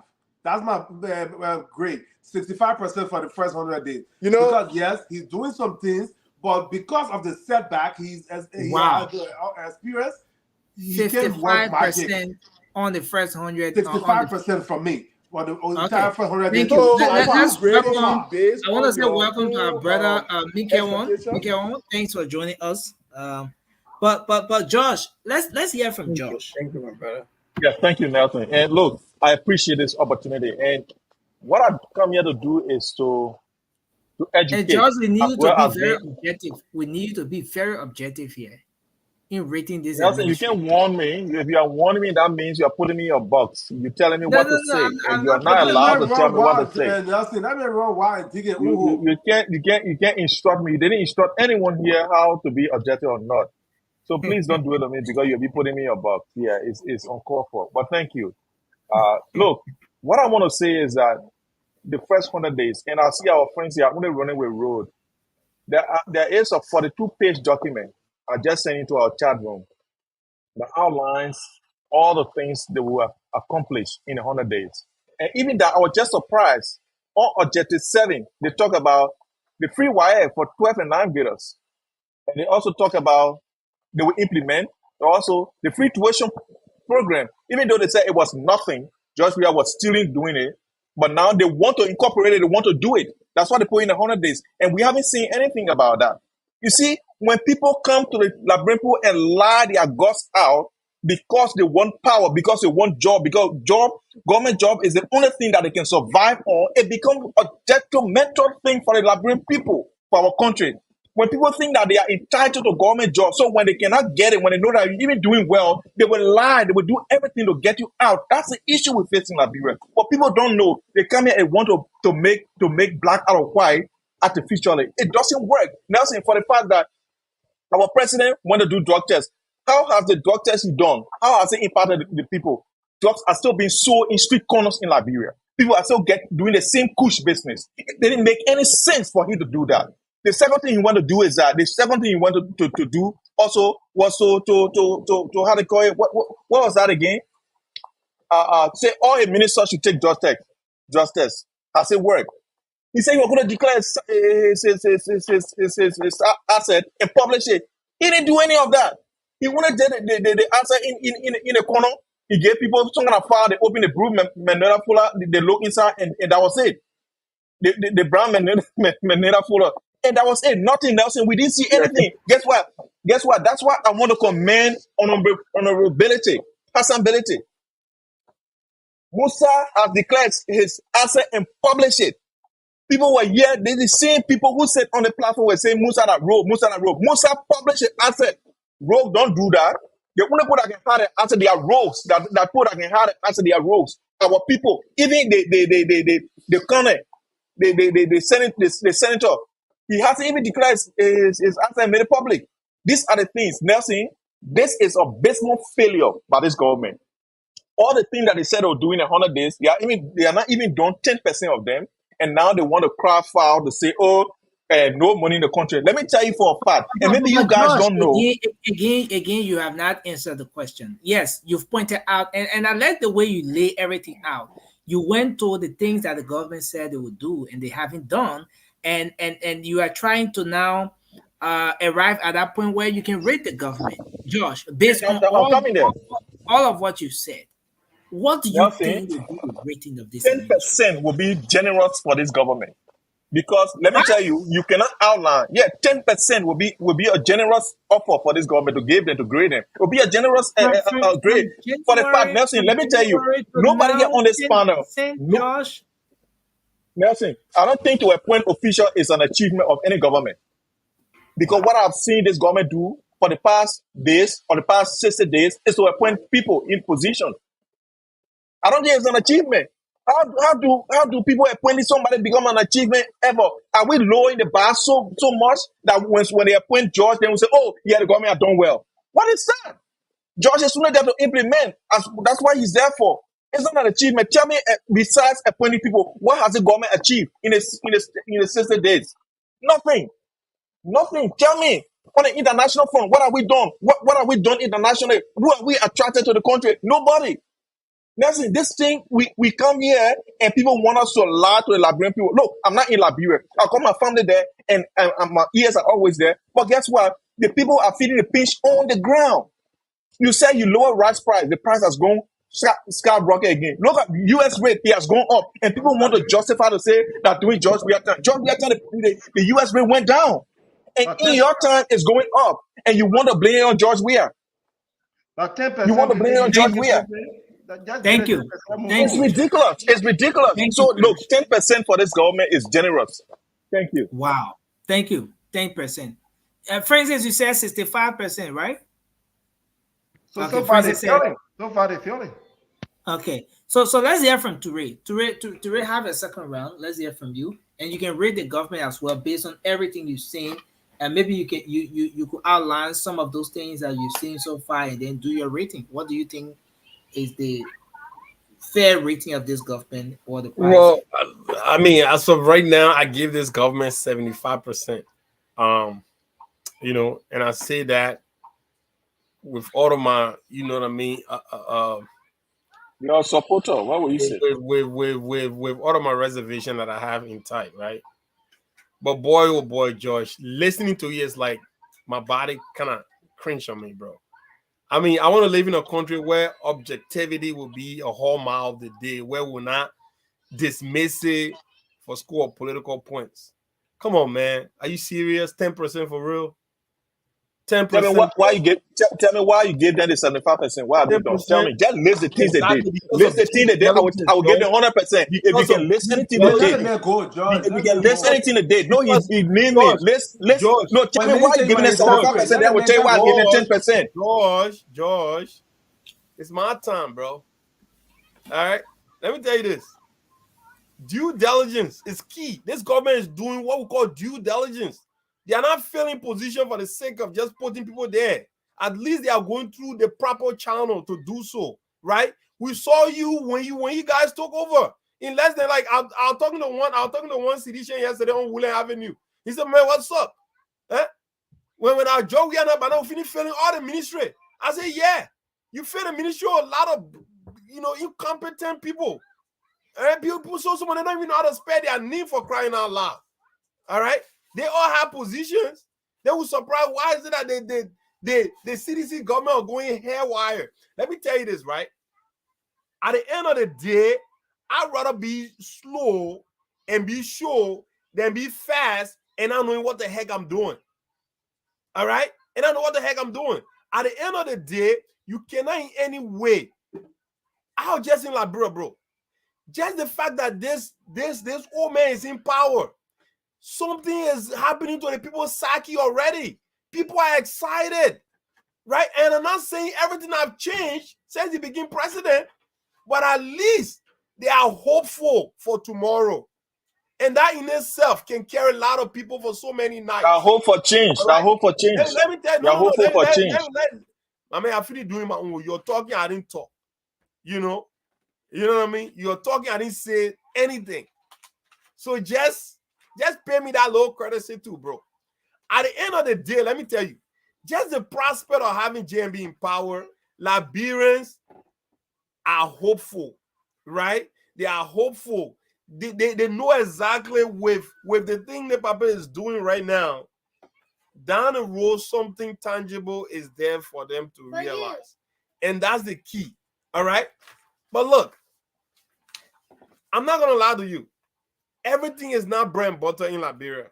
Anybody who tell you say it is, then that person definitely don't know how system works. There is nothing called system in our country. I traveled through the borders. I was in Guinea, I was in Sierra Leone, right? I was in Ivory Coast. Brother, it happened everywhere. It's going to take, I mean, I don't even know I mean, it have to take like a miracle for crying out loud. God literally have to send someone and ring down there and just watch the scene of everybody in our country for us to start doing things correctly. Thank you, Ture. You know what I'm saying?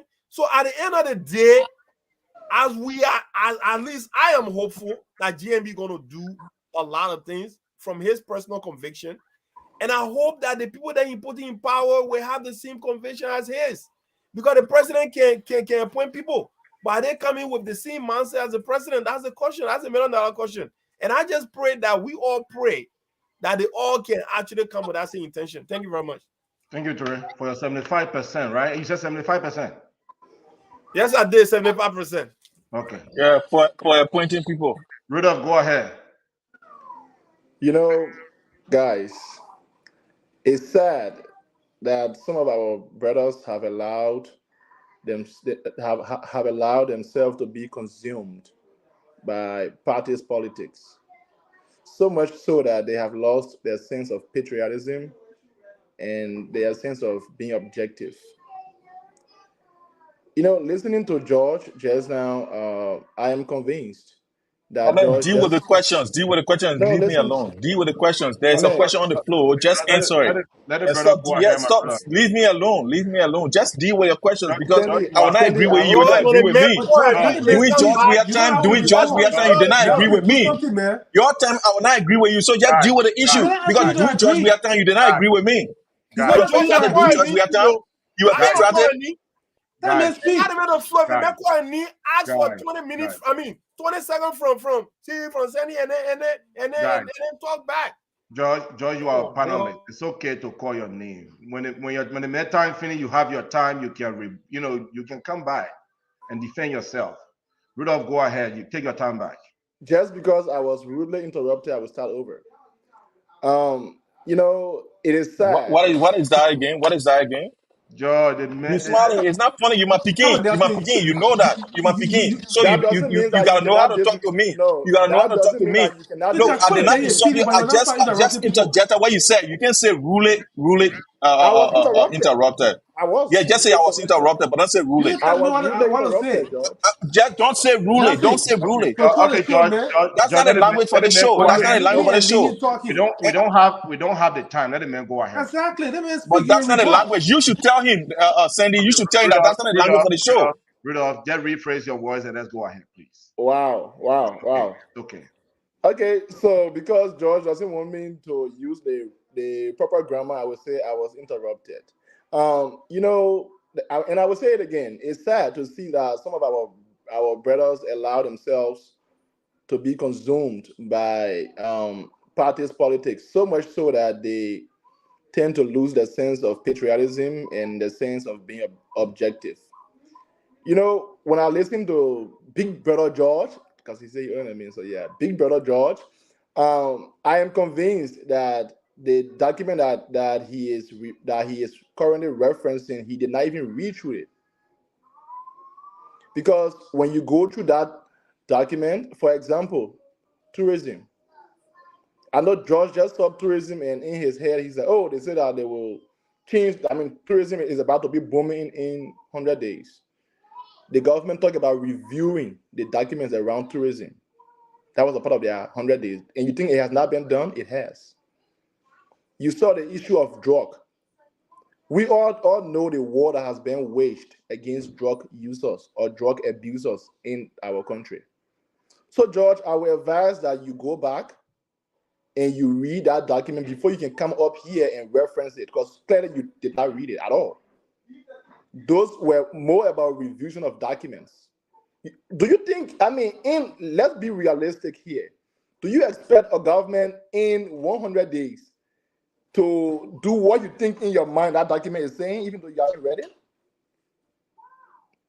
No, you cannot think that. That would be, I mean, I don't know, that would not be rational to think in that way, George. But what I would say when it comes to grading is that I think the former pro-tem was, I mean, I think his grading was fair enough. Because me too, I will also grade this government. From what I have seen so far, I will grade them 80%. And the reason why it will not be 100% because I do know that we could have done better than what we have done. And that's why I am going to keep or to take back the 20%. But I will grade them 80%. You guys, sorry, my son disturbing. I will just stop. The man don't agree with your grading. That's why it's okay. Okay, all right. Our brother just joined up. Mikawan. Is that Mikawan? My man pronounced the name here tonight. I don't want to get in trouble. Yeah. Well, thank you guys. Thank you for pronounce the name first, so we can know how to say. Let me another shot for 1 second. I'll pronounce the name. You get it right. Yeah. Thank you guys. Thank you for joining tonight. But my name right pronunciation is Mikawan. It's a 3-syllable word. Mikawan. So as I said, Mikawan, I'm a smart student. All right, you've been following us. I'm sure you've been listening to the show. We've been talking about the 100-day deliverable, and now we are grading the government. So go ahead and talk about what you have observed so far as it relates to the 100-day promises and deliverable, and then grade the government based on 100 days. Well, thank you for the opportunity. But you know, sometimes we gotta hold our leader their foot to the ground to do, what they promise us in campaign and those political talks and all that. So we gotta be firm on them. Now, having said that, Mr. President Boakai, being a well-experienced guy who has been in government for this length of time, even with their appointment and thing, I had some problem with that personally, because I felt that Mr. President would have known way in advance as to who supposed to be on your team, bringing all the political guys who were helping him to run campaign, the NDPL, the Prince Johnson Party, and other people that were joined in coalition with the party to have the victory. And the thing was clear from the when we're coming, a lot of Liberian people were voting for this. They were going for the party, they were running campaign. I'm not United Party member, but I was supporting them. I was trying to support them, calling people all over Liberia to support this group. Now, at some point now, Mr. Boakai would have stayed back and start, kind of planning his government, but the whole appointment thing had just been, dragging and running down. And I know he's looking for good people, but this is the thing he was supposed to take it up from the time they pronounce him as a winner. I have personally problem with the appointment. It's been slow, and the country being a little bit being on the hostage and running, and appointment keep going back and forth. People have recommended rejoining appointment and all that. And number two, one of the things they said in the 100-day, I think from the engineer standpoint or from a technical standpoint, maybe we might not get there anytime soon, is making possible for car to smoothly get to places like Zedru, and going all that area at this time. And we even start doing nothing about that yet. A little bit, I think it was vague. It's number two. Number three, one of the good things the government has started doing so far that I'm really impressed when they interviewed the LDA leader the other time, Mr. Kamara, Liberia is going down in the drain when it comes to the drugs issues. Our young brothers, sisters, they sleep in the grave, for God's sake. If the government going to look at that and help our young people, because that when they interviewed Mr. Kamara, he brought a lot of good points. Some of the things he said was the government need to have like a rehabilitation. That's Kurma, AB Kurma. Kurma, rather. Yeah, Kurma. He's brought a lot of good points that the government need to establish like a rehabilitation center when they take the people from the street, carry them there, go through the medical processes and take those drugs from their body, and so they can be useful to the Liberian society. And he said you couldn't even function right because even the building they're in, it's not even right to work from those kind of places. And you needed the government to give you some, offices and office space and all that. So from that alone, you can know that this guy came to do something. Maybe they put our in front of him, they didn't care less about those kind of places. But these are some of the good things the government had done so far. And, the actions they are taking, I know it'll be slow. Don't get me wrong. It's just it's a whole bigger thing than starting. So, you know, the government is moving, but they're moving the way I wanted them to start. Joe Biden being an experienced person, to me, they didn't start like that. And I'm not going to just raise praises to them. And while they're slow doing it, I know all the things that we wanted will not happen overnight, like you said. It's something that got to take time gradually as things goes on, you know. And the first 100 days, they are doing pretty well, you know. I will get at least 65, you know, but I can't get 65. Yeah, 65 is the grade right now. Sandy, are you listening to Mika one here talking about 65% to JMB? Yeah, 65% right now, because man, there are lots of people getting one pass in school. Yeah, so I'll hold them by 65 right now to see what best, you know, because we can't just be bringing pressures on the government before they be lazy. They got to get on their feet and work. That's what we want to do, and we hold JMB friendly to that. He's an experienced guy, and he bring a lot of qualified people. So we let them get on the ground, keep running. They're not people that's all be crying around. They know what they're doing. Wow. Yeah. Sandy, have you done your rating of the government? I have not had the opportunity to grade the government. So being someone who have taught classroom, I will grade you based on, again, going back to similar analysis that were made here. We expect certain things of our government within the first 100 days. So based on our observation so far, let's look into those areas. The first thing I want to focus on is the campaign promises. The government made specific campaign promises that they intend to achieve. Now, I will tell you, I'll be honest with the Liberian people, that I haven't read all of the campaign promises. One of the major ones, however, two of the major ones is that they will tackle the issue of drugs and that they will tackle the road. Now, the issue of drugs, we can tell that is those folks there are, you know, strongly working on it. And from what we are seeing, the roads are being worked on gradually. So in that area, let's give the government a passing grade for now, okay? So that's one. In fact, there are 10 indicators I'm going to grade the government on. So the first indicator is their promises.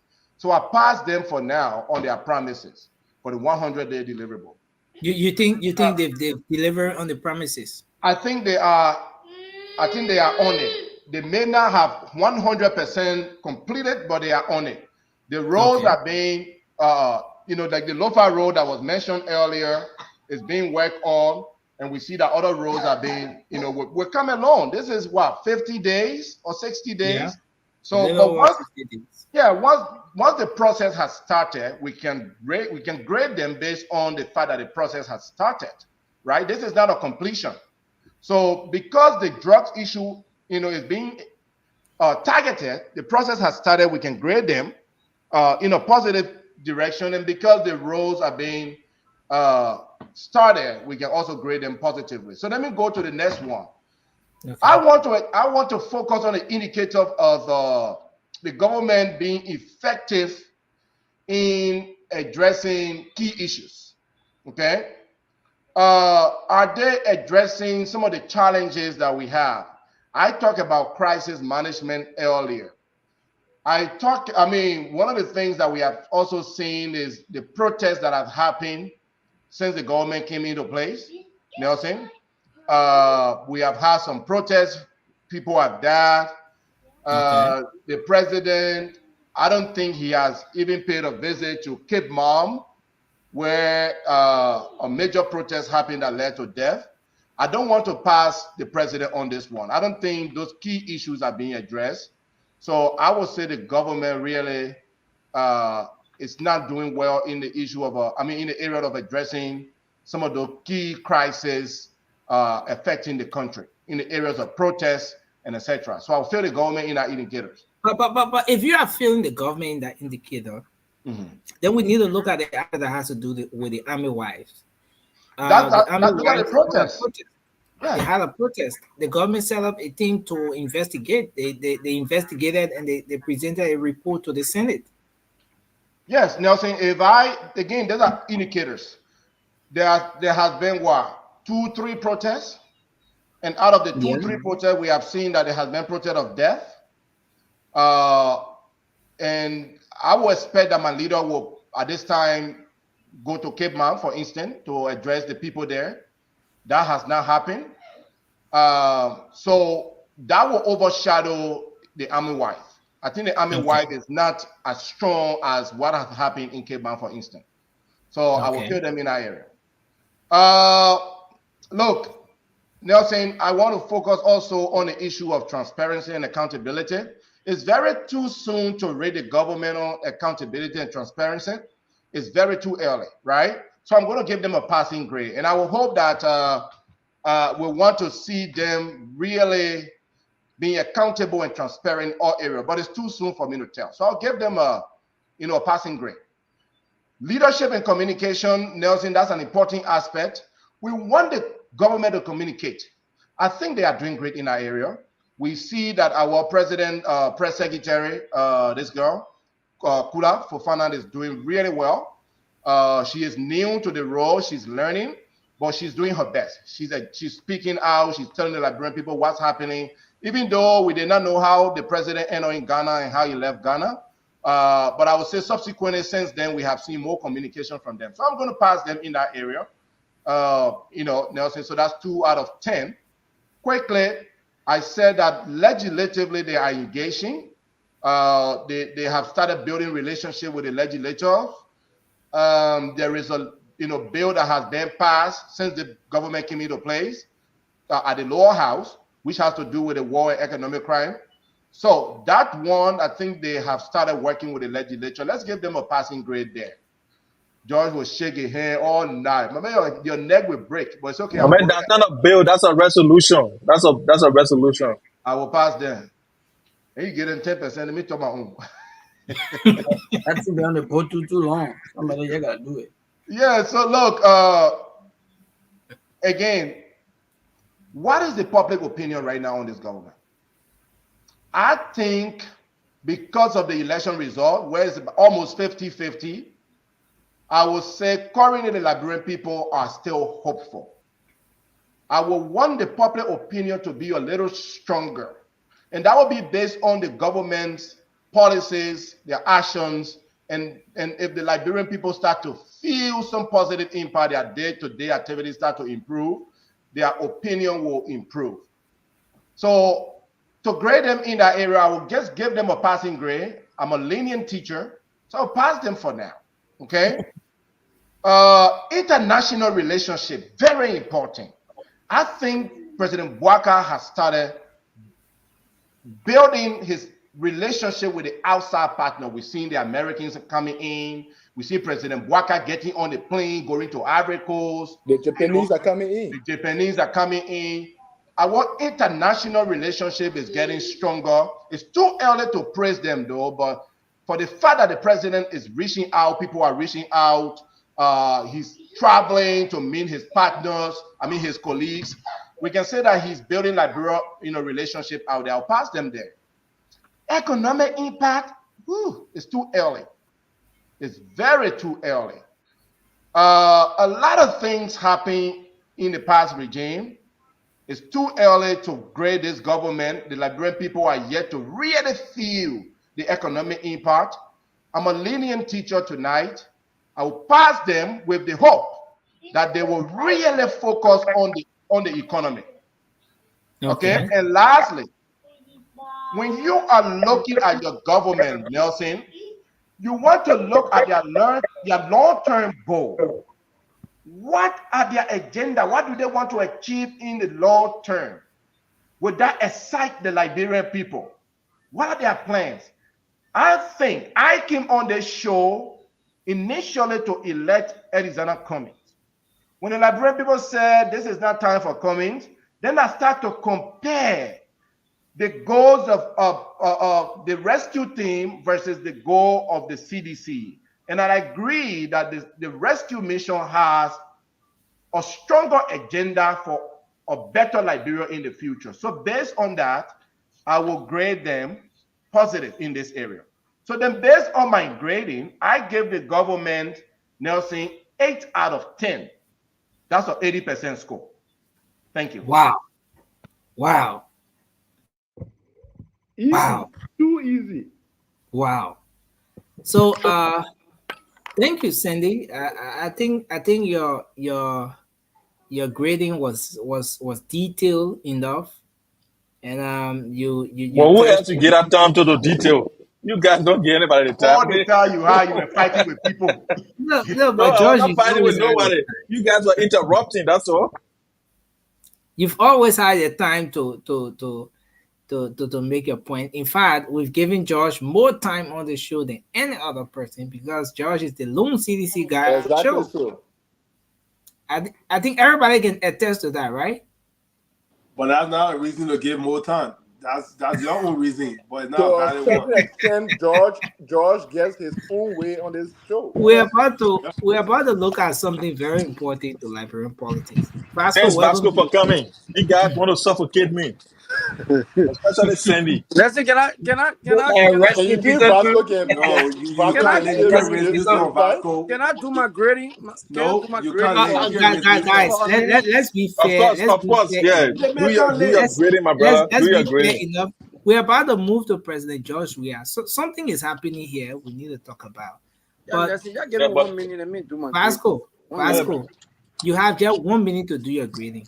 Just the class, bro. Nelson, you know what I've been back here listening. Today, I'm disappointed in every one of you guys because when we talk about grading, including Josh. No. He said every one of you guys, my man. You didn't differentiate. Except George. Yeah. Except George. My brother can be disappointed in me, no problem. What have this government achieved for us to grade them? The people achieve nothing. So what are we talking about grading? Can you name one thing the government have achieved, send the king to power? Thank you. If we can name one thing, then we can grade this government. Just say, okay, this is what we have achieved. We achieved this. Because to achieve something, we must see results. We have achieved the passing of the War in Economic Crimes Code. What you call passing of the War Economic Crimes Code? Is that what you call passing of the But you asked now what we had achieved as today's one. No, that is not. You don't call that passing. It passed the lower house. No, that's what I said. It is not even. It's a resolution by the lower house. They're not even. Yeah, that's a resolution by the lower house. It's not even a law. It's not a law. It's not a law. So it's a progress we made that we ought to celebrate. What are you guys talking about here? This is a big sheep. Look at the achievement. Guys, let's protect Vasco. Let's give Vasco time. Vasco has the time. Vasco has the time. Vasco, you have 1 minute. Your 1 minute is almost out. Yeah, the government so has please try to zero. There is nothing I can grade this government on. What? Everything the government can met. Everything is listen, Vasco, you gotta be not grading on. Vasco, do you have that bold face to come up here tonight and say the government has scored zero? Vasco, do you mean what you're saying? Nothing has happened in the past. Nothing. Tell us what the government has done. Now tell us what they have done. I want the people, the rescue people here to just tell me what this government have achieved. Okay. For me to grade them. Oh man, you go ahead because you are about to do it. I guess you want you argue with me up and down. Nelson, when these people came to power, how many people are selling gasoline in Liberia? How many people are selling rice in Liberia? How was the electricity situation in Liberia? When I came to power, how much people are selling rice and gasoline? When I came to power, we're discussing when you came to power. Don't discuss CDC. CDC is all of the picture. Let's discuss United Party. So I graded zero. Nelson. All right, let's move on. Now I get here. Great. Let's move on. Thank you. It's a generous gift. It's a generous gift to them.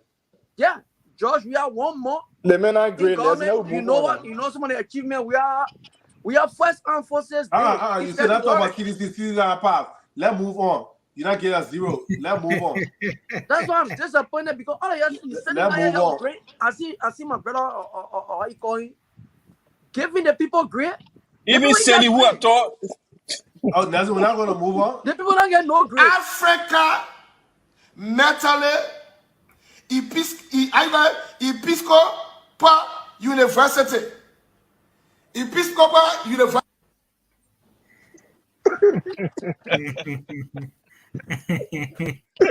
Foolish man. Even my mentor with a camel hat, I thought you were going to get a good grade. Now you go get a 75%. Hey man, I'm so sorry. 75, my man. 75. You get drafted. You get drafted. 75. 75? Because they appointed people, and guess what? They appointed a deputy director at fire service who does not even have a college degree. Nothing. How about winning people houses? They may not get no fire. You don't even get college degree. They put it as director. But then they say because they appointed him, so we're getting 75%. You guys are very unserious on the show. It's a waste of people time to find the level of I'm not yelling. Sandy, I think you take over the show. Because you're my piggy, you can't say anything here. No, it's not about that. Not because you're going to so you can I will support you, my piggy. But look, though, also serious note, right? How are you grading people? Where they pass? Also serious note. What are these people doing? I'm surprised at Sandy. Sandy giving the people grade. I'm sending back here. Listen, I want to be a dissertation. I want to be there. I want to be part of the panel. Be a dissertation. Going forward. We don't want to suppress you, my piggy.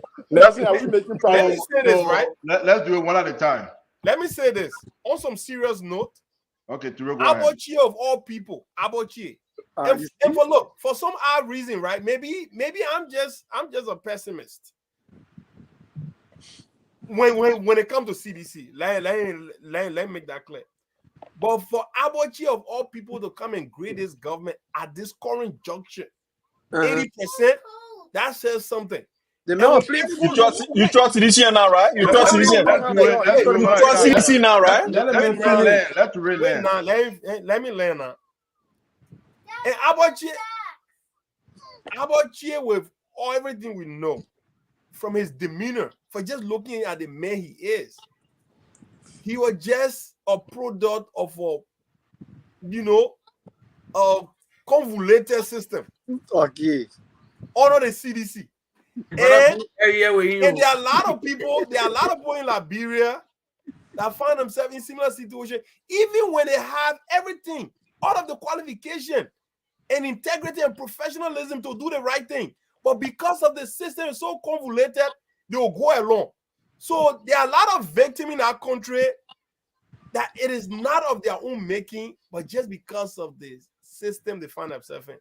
So Abochie was 100% accurate when he graded this government 80% at this, in 60 day time. 60 days.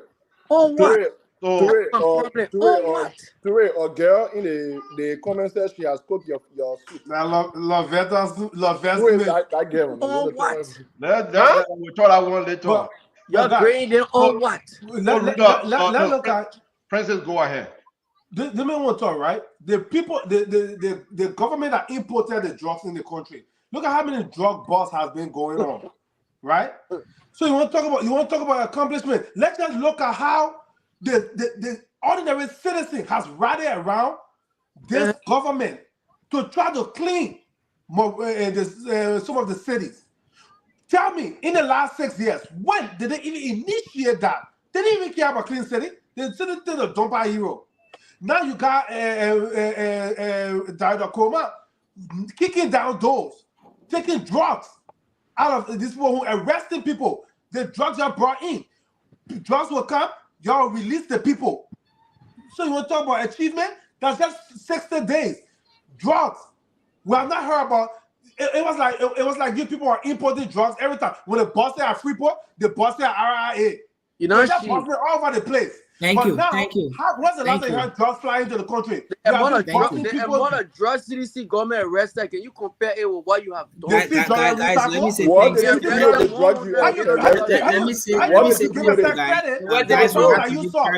people you arrested here? Are they in jail? All the drugs were arrested. Where drugs did they put in jail? The drug dealer, why did you not set them free? Guys, we have to make progress. We have to find a beach? We have to make The 29 progress. are arrested. I want to say welcome to the show. Thank you. You can't talk here about Martin drugs. We want to know what's happening with the president. Where does President George Weah stand when it comes to this 2029? Now, sometime following the defeat of the president, he came up to say that there were people within his cycle who neglected the fact that they gave a blind eye to the fact that they were given opportunity to serve. They didn't work hard for their 2029. And then they didn't work hard for 2024. Now they're praying for 2029. But in order to get the 2024, you needed to work hard. But since they didn't work hard for 2024, they should work harder for 2029. And following that preaching, when the president made that comment, he came back to make another statement. I want us to watch this video. They'll know that Ora, I cannot perform a certain duty when I'm old. And what you're talking about in 2 years from now, I'm 57 now. Our retirement age is 65. I'm 57 now. 6 years from now, I'll be 163. And I cannot work for 2 years. So the best thing to do is to promote peace and prosperity for this country. So you're not going to drag me into politics until I reach or 90 years old, or 75 years old. So I'm just telling you, because right now, you know what we face with? Our parents that were in politics when we were young. Our 1 year old, my uncle was in politics. Some of them can't even walk. We're seeing how we can take them to the hospital to survive. So when they are 80, they are 90 years old, they still running their politics. It's not me. I did not come to politics to hijack politics. I think the politics will play a part. I think the politics will play a part. Maybe you can say, well, I think he wanted to prove something. And then I will agree with you, yes, I wanted to prove something. And the only thing I wanted to prove, when people say that we are insignificant people, and I want to pick them wrong to say that, no, we are not insignificant. Yeah, we may not have the seed or possibility that you have, but every possibility that we got, we can make use of it. You understand? So, I will never be president. When God knows I will be president. I will not do nothing in Liberia here. I will just not waste time. But you can look around Liberia, you can see that my fingerprint is everywhere. So,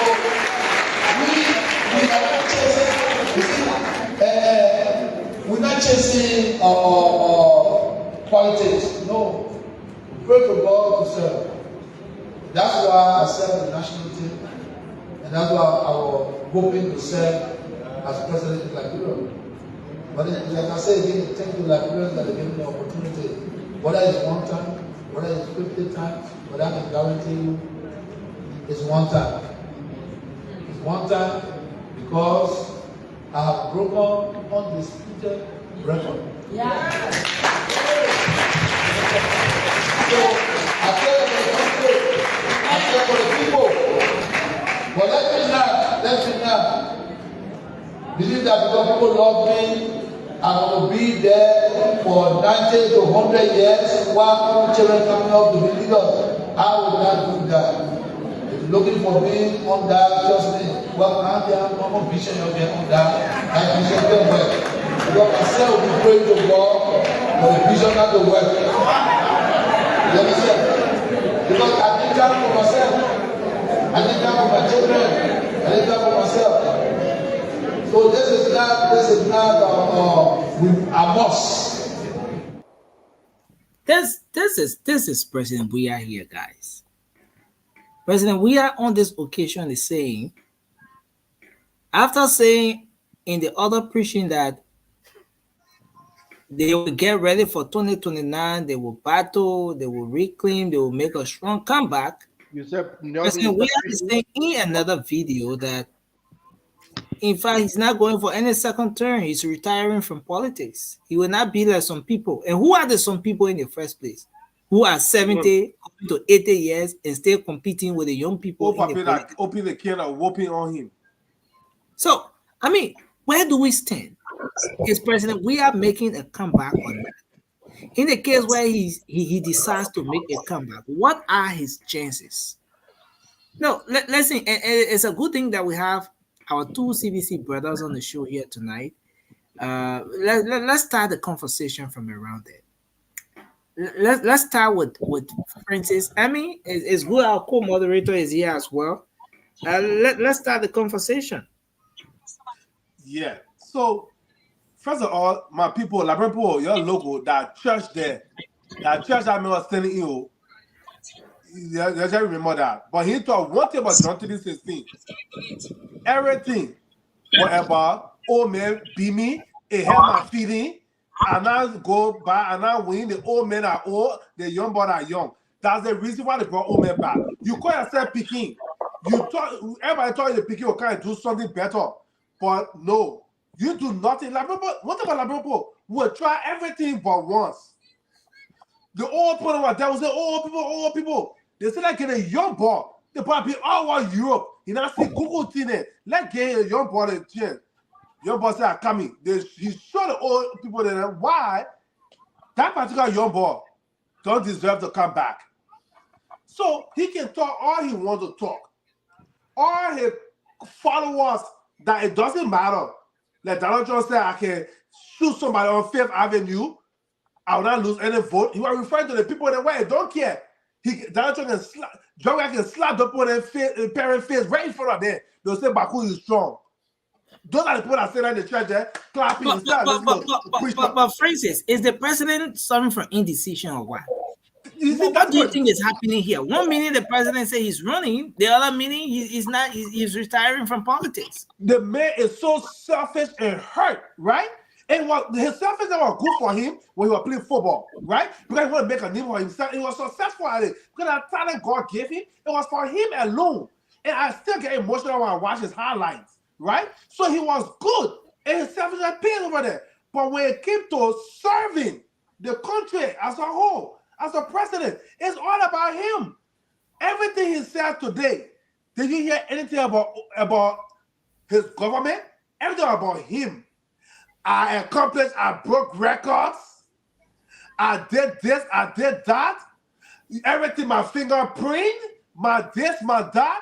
Nothing about it. Everything about him. He's so hurt. He talk about, oh, I will not be ready after party when I'm 19 years old. You're not in. You can run after party, but you're not catching it again. Because a mistake that I made in 2017 to make you win every 2016. You do not catch party again. So keep running. I mean, you're not feeling like you used to be when you are in playing with AC Milan. So now you're even farther away from you. Just where, if the CDC want to be a viable party again, they should push it far away like the plague. Because and trying to cultivate another leader. Because what he's doing right now, he's turning the Labrador off every single day. I know our brother there on the platform here, like the people that are sitting in the church there, will continue to clap. The Penguins and stuff, following that leader. That's what they will do. But Joshua is done. The Labrador see that the Empire has no clothes. So he will go to feed his ego. He will go in that Buka place every Sunday and try to talk to the people instead of preaching John 3:16. Does he have chances in case he decided finally? The only chance. First of all, even President Parker dropped the ball.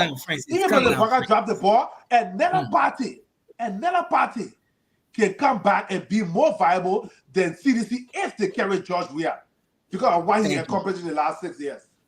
Thank you, Francis. Thank you, sir. Thank you. Brother, let's hear from you. Yes. Nelson, when I was listening to the former president speak, I was laughing. And when you listen to the man, you will understand that This man wanted to become president for all of the wrong reasons. He did not want to become president because he wanted to deliver the Liberian people, right? There was this. I mean, I overheard from somebody. I mean, I'm not going to say it's true because I didn't hear it from George Weah himself. I have been looking for the video, but I haven't found it yet. But they said that this man in 2005, one of his reasons for running for the presidency was because he was trying to complete his name. You know, his name is Weah, right? So he said that the W is for world best, the E for European best, the A for African best, and then the H for head of state. So he said that he must live that dream. He must define his name. That was one of his reasons. And we all saw from his performance that after he won, I think what that person told me was true, because that was 2005. I think I was around was it 7 years old or 8 years, something around around 7 years old. So I did not. Wait. No, wait, wait. 2005. Brother Peking. Even you gotta call me Uncle George now. Uncle George, how you call me on the show? Hold on, wait. That's what the man put on Facebook. Of course. Look at it. He can say that with me to talk politics. Let me I'll deal with him. When you wash your hands clean, you can eat with your hand not washed enough. Your hand not washed enough. No, so you said 2005. You said 2005. You were 3 years old, right? No, I said 7. Oh, 7 years old. Yeah. 2005. You were 7 years old. Yeah. So it means that 26 years old. I am turning 26 in May. Yeah. Oh, okay. And I get so on. You see that? They begin. I will deal with it begin after the show. I will get you. I got son, and I am educated too as well. Come on. Educated at something. My young man. A relative. Go ahead. Yeah. Education is relative. So I did not really, go to look for that video, but from his performance, I think that person was right, because you could see that around Mr. Weah's 3rd to 4th year of in that position, you could see that he lost interest, because to him his name has been defined already. So now he did not have any more interest. He did not resign because he had people like Len Eugene Nangbe and the other guys who was supporting him, because those were guys who benefit from Mr. Weah's fame, and that was why they kept him there, right? So now, I think, this statement he made in the church, that is the real George Weah. That's what I would say, Nelson. If he comes back to politics, it will not be because he really wants to anymore, because he has already amassed wealth for himself and his family. He has stolen from us a lot. Or maybe when JMB carry on this asset recovery stuff, and then they take the wealth back from him, that would be a motivating factor that might want to bring him back, because he will say, "What? They took Martinez, I have to get it back." You know what I'm saying? And if the Liberian people make the mistake again of bringing him close to our highest office, it's gonna be a catastrophe. Thank you. Look, guys, in the comment section, you have to leave Rudolph and his age. The discussion now is not about Rudolph and his age. People keep asking as to whether Rudolph said 26 or 46. No, so you can read the comments on Nelson. Rudolph said, you can't say nothing. You can't even block the people that can be causing me on there. Come on, man. You can read it. Let's hear from you, Josh. Josh, is President Weah suffering from indecision? One minute the president said he's retiring from politics, the next minute he's coming back. He's coming back to do his party job, and in fact, they're preparing for 2029. Where are we? What are his chances in case he made that tough decision of coming back?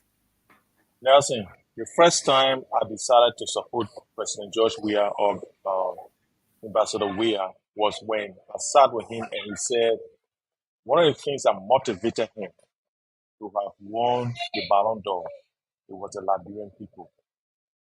He said every time people used to go to watch him and hear from the crowd, you see the Liberian flag in the crowd. He said that gave him more motivation to do what he did on the field. And he also is motivated by the plight of Liberian people. Look, when you watch one of the clips he made in 1996, when he went to South Korea, where when they called him on, on the podium when he was speaking, he used that podium. It was for Diadora endorsement. He used that podium to tell the world to come to Liberia's aid. That's when we're in war. He said, I want to call on the international community to go to Liberia. Our people are dying and who are suffering. I want them to go there to stop the fighting, to stop the war. My people are dying. That's what President Weah said. Footballer at the time. That was 1996. And I'm sure President Weah or Ambassador Weah or footballer Weah did not think that he ever become president of Liberia. It was not something that he envisioned. But looking back at what he said, I realized that his motivation is to see the condition of Liberian people improve. And when he said in a statement in his church just now, it brought me back to that when he said, I see my handprint all over the place, all over the country. And when he says that, I draw it to myself and I want to figure out that he's not talking about the parks he built or the hospitals he built. He's talking about the human capacity he has helped to build in Liberia. There are a lot of people that you could not even hear about their names. People that Thomas Fala was selling plane in the field. I was living rarely at the time. I was living the 72nd Junction around there. I know Thomas Fala. I voted for him in 2005. That was the only person I voted for in Liberia since, I voted for George. But at the same time, George was running. So I voted for him. He had made people. And guess what? Any leader who cannot make leaders, that person is not a leader. So George, President Weah, why is the president? I'm coming there. He's motivated. Look, if this government does well, President Weah will not seek to come back. But if they don't do well, if they fail the Liberian people, he will come back to redeem them. And that's what it is. That's why he would not want to necessarily come back. Let me tell you now, President Weah will not necessarily want to come back to politics because it's too much of a hassle. Because the problem is that in Liberia, our society is not built where you get money kept, where you can come and use. You have to look for the money, like government. Government don't have money stored somewhere. That's why when people come on the show and say the past government stole the money, I just feel that I don't know what the heads were when we were going to school or when people were sending them to school. They were going to play mile when people were sending them to school. Because no government keep money to say that the money will keep it so we can spend. When you come every day, as people will go in the market to buy, people come and free the container, people will go across the border from Guinea, all that money. Josh, let's assume you got a shop. You don't get bank that you're keeping money in. But the fact that you're making sales every day, there are possibilities of people stealing some of the funds from that shop, some of the revenues from the shop. So, right? But Nelson, it's all I don't know what that argument holds when it comes to government, because government forecast the budget they would make in the entire year, they'll put the budget up. You see the $692 million that they propose now, that means that's the money they will get. You see it? By the services they provide the Liberian people, that's the money they will get. That's not the money that they in the cover. That's $692 million. They didn't get it. If we check in the cover now, maybe they only get maybe $10 million there. But they are proposing to get $692 million in a year because of the services they'll be providing. People that be bringing it's a forecast. I don't know what you understand that is what they propose. That's what we get. Like you say, I'm making business. Now, say anything in a year, that money I will get. That's what they are proposing. So there's no money care for them to come to say that the money will spend. Yeah, so that's why the government proposed that budget. Yeah. So President George Weah is not inclined to want to come back. We will make him to come back if our wishes is not met by this government. And I will tell you, if this government fails the Liberian people, President Weah is going to come back to redeem the Liberian people. And we will support him. We will call him for retirement. We will call him for retirement and we'll cry to him. We'll make sure that he comes back. One question that a lot of people asking is, why is the president not definite on his position? 1 minute, he will not come back. The next minute, he will come back. Listen. If you see President Weah, is he watching? Is he waiting for JMB to fail before he makes decision or what? Nelson, the last time I saw President Weah talk about he will come back, that's when civilians were shot at and killed in Cape Mount County. When he was president, he gave people food and water when they went to protest. He left power. 1 month later, people were killed because they were protesting. Thank President Weah, yes, he did not want to see that. That's why he said, okay, I will come back and do my party business and I'll talk for the Liberian people. That's why he said it. And guess what? We'll bring President Weah out of retirement to make sure that he reclaim Liberia, because what we are doing now is giving Boakai a retirement benefit. Even though he has been leading government for the past all out of life, but now we're giving retirement. George, but after retirement, President Weah is don't coming back to forget that the a country. young Christopher Sisulu is still alive. When he Thank was you. beaten Thank you. by Make it one, and then we take. Nelson, can I say I mean, something? you're interrupting. Yeah. Good up. Can I say something real quick? Okay, go ahead. It took 3 minutes of my time. Nelson, George, you're intelligent and insulted all of us on this show here that he's the only educated man who can comprehend and everything. And our head was stuck in the mud while he was in school. He didn't cry on that. But the moment somebody make a statement, don't insult me, don't insult me, don't insult me. I just want you to just to make a note of that. George King is not taking enough. That's a problem. My skin is not taking off, man. Okay, Because of the ignorance of people. Try to remember my little 2 point real quick. You heard that again? Well, my man George started something on me. But the thing is, George, I said that we're trying to show you the broad right now. Then he said that ain't getting a lot. George should be having his own will. I mean, you're a former moderator on the show, but you can mute the man. Put the man backstage. Put the man backstage, Emmy. You know, George, we are coming to Liberia politics. You know, I'm one of those that will always against it. You understand? Because George, we are watching him going through this political arena. He had like a 1-4 in and he 1-4 out. He always never setting as to what you actually want to do. Number one, if he just followed a track record through in 2000, I think Ellen's second term, if I'm not making mistake, after 2025, when her first term ended, Joshua brought somebody to CDC to be the standard bearer, one of the top men, if I'm not making mistake. You know, so Joshua always been a guy that he need to be pushed to do what you want to do or what you're supposed to be doing. So I said that to say, thinking of becoming president of Liberia, it was not Joria's own, idea. It was people around him who wanted to use him for a popularity to take power and do something they want to do for themselves through, Liberian resources.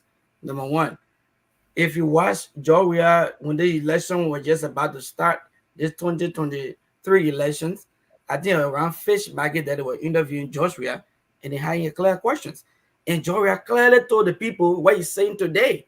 He told them, first of all, I don't want to be a president in the first place.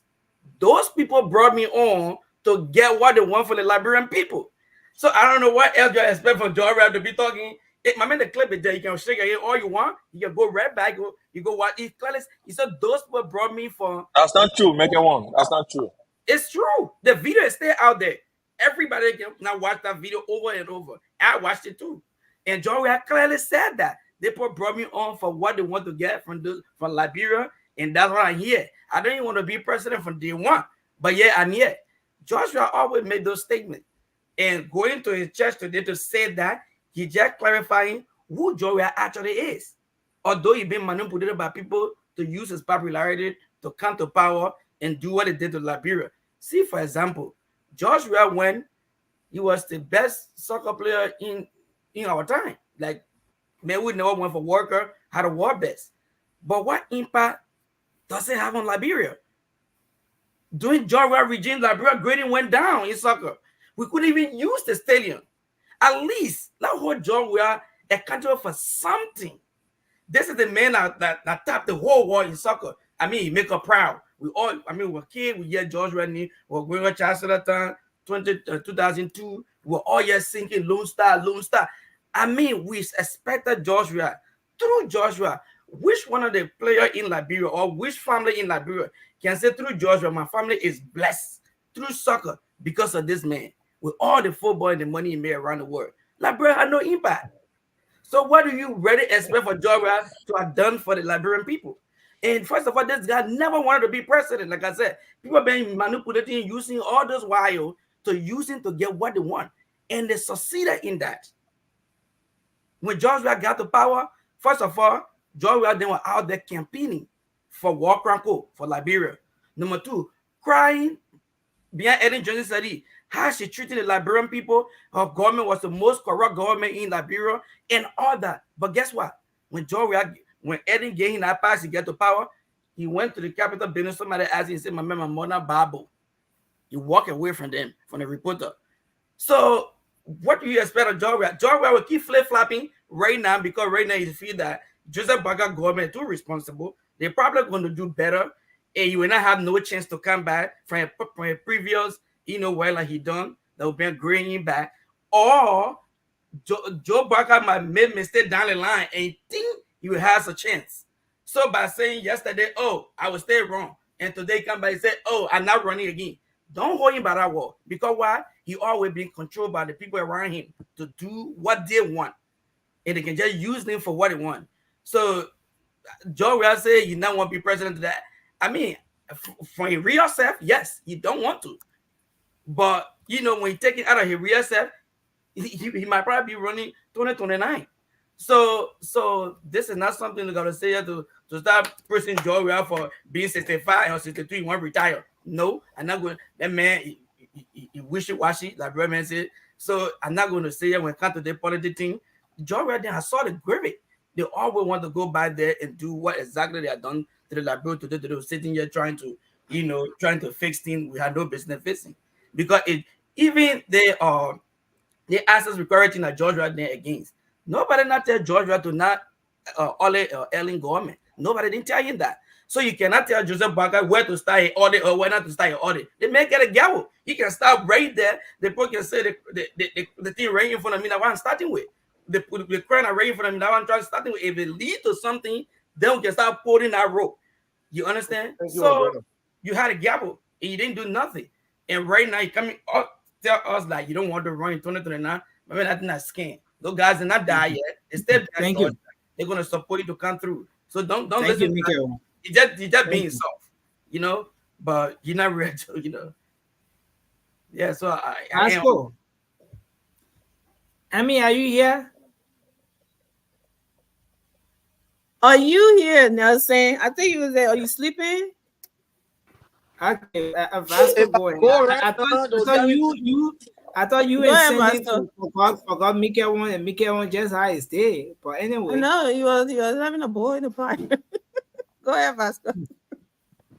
Yeah, Nelson. I mean, you just asked a very simple question. Our manager jumping from Jerusalem to Foya, from Foya to Zorowo, they just all over the place. He just asked a simple question: whether George Weah is flip-flopping with what he's saying. Our manager bringing Lone Star Benin all inside. Look, George Weah is a Liberian citizen, former president of the country. So we shouldn't be asking this question. George Weah has his right to run for the presidency or not. George Weah can come today and tell you, say, I don't want to run. Tomorrow, George Weah can wake up and say, I want to run. That's his right. So we shouldn't argue about that.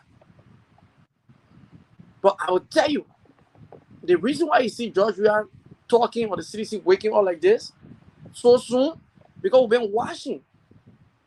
I'm telling you, the few times I haven't been on the show, I know what's been going on. Since I've been knowing President Weah, it was the few days President Weah was to the party for up to 3 o'clock a.m. having strategic meeting. If you guys joking with the opposition that's coming, I can tell you the opposition that's coming. Don't look at CDC. We are coming together. Say Vasco, say, watch my word. And when we group ourselves, it's going to be a serious problem for the United Party. Because we have noted that these people don't have... Is there any reason for Liberians to trust President Weah when he say he's retiring from politics? Is there any reason why Liberians should trust him? Definitely. Do you think your political leader, your standard bearer, is actually retiring or not? Is he playing a mind game with Liberians? You think so? Nelson, George will be like 60s, at the 60 something, 2029. 63. 63. You had a president right now who is almost like 88, 85, 86 years old. Who made JMB 85? Are you born here? But nobody forced we have to say what he said. You Yes, can put it on JMB. 2005. Okay. Since 2005, JMB was 79 years old. Come on, Fast. Since 2000. The man is going beyond instead of coming bro. No, we're not going there. But thank you. Every year they gotta take one from there. Every year they gotta take one from there. Every year, because I get ball. No, but Nelson, you know, Nathan McGee say he entered the University of Labrador 2005, he came out 2000. Yeah. So Nelson, we all have the right. I mean, we all can say today you want to run, tomorrow you can say I don't want to run. Like I said to you, watch out for the opposition this time around. Thank you. You didn't answer the main question, bro. Nelson, I said nothing. You're just being, oh God. Yeah, but Nelson, you can't do that.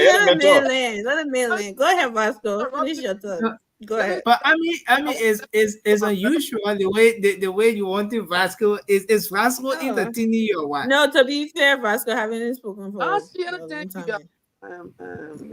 you. My brother, you said Only the man cry, but go ahead. George Weah said he never wanted to be president. That the people told him to come and be president. I never said he never wanted to be president. I will find a video and send it to you. And you said Joey have never made anybody. I don't know what you know about football. The Prince Dave, the Kevin Sable, most of the players that travel doing the job. Where did they go? Where they are today? Where they are today? Where did they go? Were they footballers can't retire. Footballers can't retire. The basketball you can play. You got a basketball, people can stay for the rest of their life inside. Please let Vasco have the floor. When you guys speaking out, okay, talk about that when you finish, I can respond. So we have played football for the whole country. He told medicine, he told Ninja. And Nimi Prince He played for the whole country. These are people that play professional football. Most of them went to Euro through George Weah, Fala Johnson, Jonas Sawe. All these people, George Weah, took most of these people to Europe. Yeah, like we have put their talent inside there. Professional football, they retired, they came back home. Stop interrupting. Let's not interrupt. They play football. Please take 20 seconds to conclude. Back home. So we shouldn't come on a public platform and be giving misleading information. George Weah, there is no Liberian compared to George when it comes to somebody who has contributed to Liberia. No Liberian. And are there anybody to call one Liberian that you can compare to George Weah when it comes to contribution to Liberia? Nobody. No Liberian that I know that have took the personal money and spend it on the country. I don't see that Liberian before. That's the reason why George Weah, you can never. Thank you. 20 seconds out. Thank you. So if you got messed up, George Weah coming right back. And the Liberian people will women vote for him. Because if you cannot if you cannot pay the children a free wise fee, if you cannot get a University of Liberia, you cannot pay even one pack doing your sales here. These are the things that will be grading you from. They still say, if you get vacation before your pay pack. It's okay, Terry. You can go ahead. I mean, I don't know which one is tougher, coming before George or coming after. It's difficult. It's hard. Just try. Let me say this, right? The question is George Manneh Weah flip-flopping? Saying if George Manneh Weah flip-flopping is a gross understatement, all right?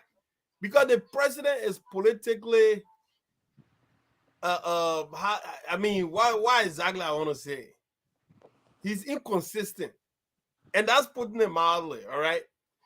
Number one, the president just arrived at the airport. Dama asked him a very good question. I still remember.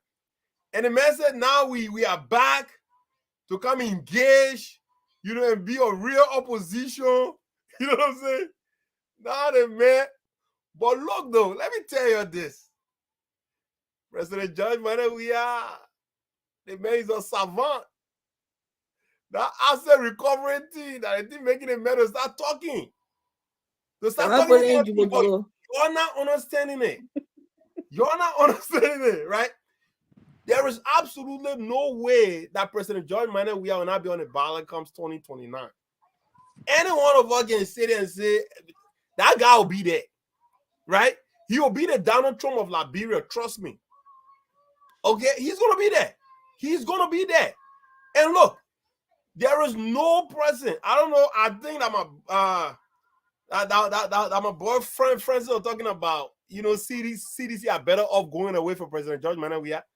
Look, there is absolutely nobody in that party that can move the Liberia more than President George Manuel Weah can in terms of representation. We were on this conversation yesterday.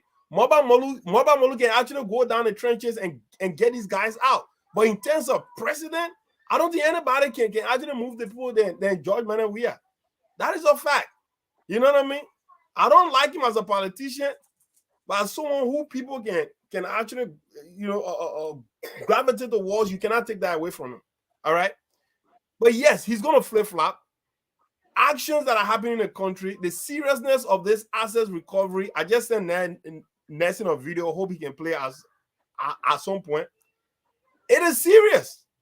All right? It is really serious. So when the president talking about, why the president is talking about today, I'm not going to be a long-term politician. I'm not going to be around 18 years, like somebody in their 90s. They've been around it. Then he started talking about your uncle. He was 7 years old. Your uncle was behind the politics, all that stuff. The president just saying that to take some of the pressure off of him. All right? He really is. So, I don't believe anything President George Manuel said that he's not interested in going back. That president is as interested as the way the asset recovery teams are interested in getting back the Liberian resources. Thank you very much. Thank you, Teray. So, Cindy did y'all go already? No, not yet. You and I thought I am next. Princess. Rudolph Begia. Okay. You want cheese? Go ahead. I'm done. Oh, you want me to go first? I think it's Cindy. So I can go. I can go, right? Oh no, let Cindy go before you take 2 days. There is someone in this comment who is on my back.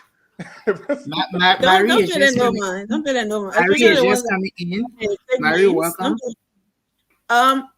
But someone thank wants you, thank you, Nelson.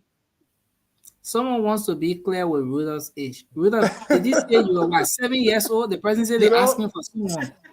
You were what, 7 years old? Just that later after the show. We're talking about something important here right now. I will just answer him real quick. These are some of the reasons why I don't really say my age in public, right? But yeah, I was 7. Yeah, thank you. Jeez, really? After the show. So what? Why? How you will call a 25-year-old man a begin? Like bro can oh no, just stop. Only bro can be doing that thing. No, seriously. I turned 26 in 2 months. I turned 26 in 2 months from now. Okay, thank you guys. Thank you. Wow. Can I go now? Yeah, I guess. Okay. Go ahead. But also realize somebody power, so you're getting that respect. I know, right? That's Thank you. But can I just say something real quick? Just 20 seconds, please. No, Rudolph. Let's actually. Rudolph, come on with that. Let everybody have that same. Let the show go on, man. Rescue people. Okay, Pastor. All right. So you guys can hear me clear, right? Okay. This topic, the question whether President Weah is going to come back or not is straightforward. But before I go to that point, since Rudolph's age was brought up here tonight, Rudolph, I just want to say I'm very proud of you. Thank you, sir. Age does not matter. What matters is open mind. You have been on this platform for many months. Your deliberation, your share inputs on the discussions to understand very, very strong than some people that may be your grandpa that have appeared on this show. I'm not calling names. I don't want to get in trouble. Don't mind Sandy. He's trying to hide on to. We know. I'm very, very proud of you. No, I don't have my age. At 26, when I was your age, 26, I mean, I was already doing a lot of different OO things. So I'm very proud of you. Don't mind them. Thank you, sir. George Weah is a politician. Why are we wasting time on this topic? I'll tell you. George Weah is a politician. Politicians will not tell you the exact thing, whether they're going to run or not, until time for registration. The flip-flop you're talking about, you will continue to hear it. It will not come from George Weah alone. It may come from other candidates as well. The time is too soon for you to know exactly who's going to run in 2029 versus who's not going to run. President Weah may come today and say, oh, I will not run. Tomorrow you can come back and say, I will run. Politician looks for opportunities. That's what they look for. We can assume or predict at almost 100% that President Boubacar will not come back 2029. That leaves that seat open for anyone to grab. Let's look at the previous election that just ended. George Weah was not defeated massively. Eddie Cummings was beaten. All the other folks there were beaten. George Weah was now whipped. Only few Liberians disagree with George Weah. So now that open seat comes 2029, that will be new people. Maybe the Eddie Cummings, maybe the Jeremiah Cone, maybe Joe Howard Taylor. New people, not President Boubacar. Amongst those people, let's be honest, take away the sentiments and the emotion. Who is most popular among the Liberian people right now? With the Liberian people right now. Take President Boubacar out of the picture. Let's be very clear. Let's be honest with ourselves. George Weah is. So George Weah will look for that opportunity. If the government does not fulfill its promises to the Liberian people, George Weah will pull himself right back, because he will believe that the Liberian people will rather pick him than the pick of Jeremiah Cone. Because Jeremiah Cone is part of this administration. But if this administration doing excellent and the Liberian people are happy, then we can now say Jeremiah Cone can ride on that success. So look, President Weah is not out of this thing. That's the reality. He may say it. These are political conversations. You can say, leave me alone, I retire, I'm going to France to go catch pigeons. And tomorrow you come back and say, I'm back again. These are political conversations. It's politics. So to me, he's not out of it. He's looking for his chances. Thank you, Zeni.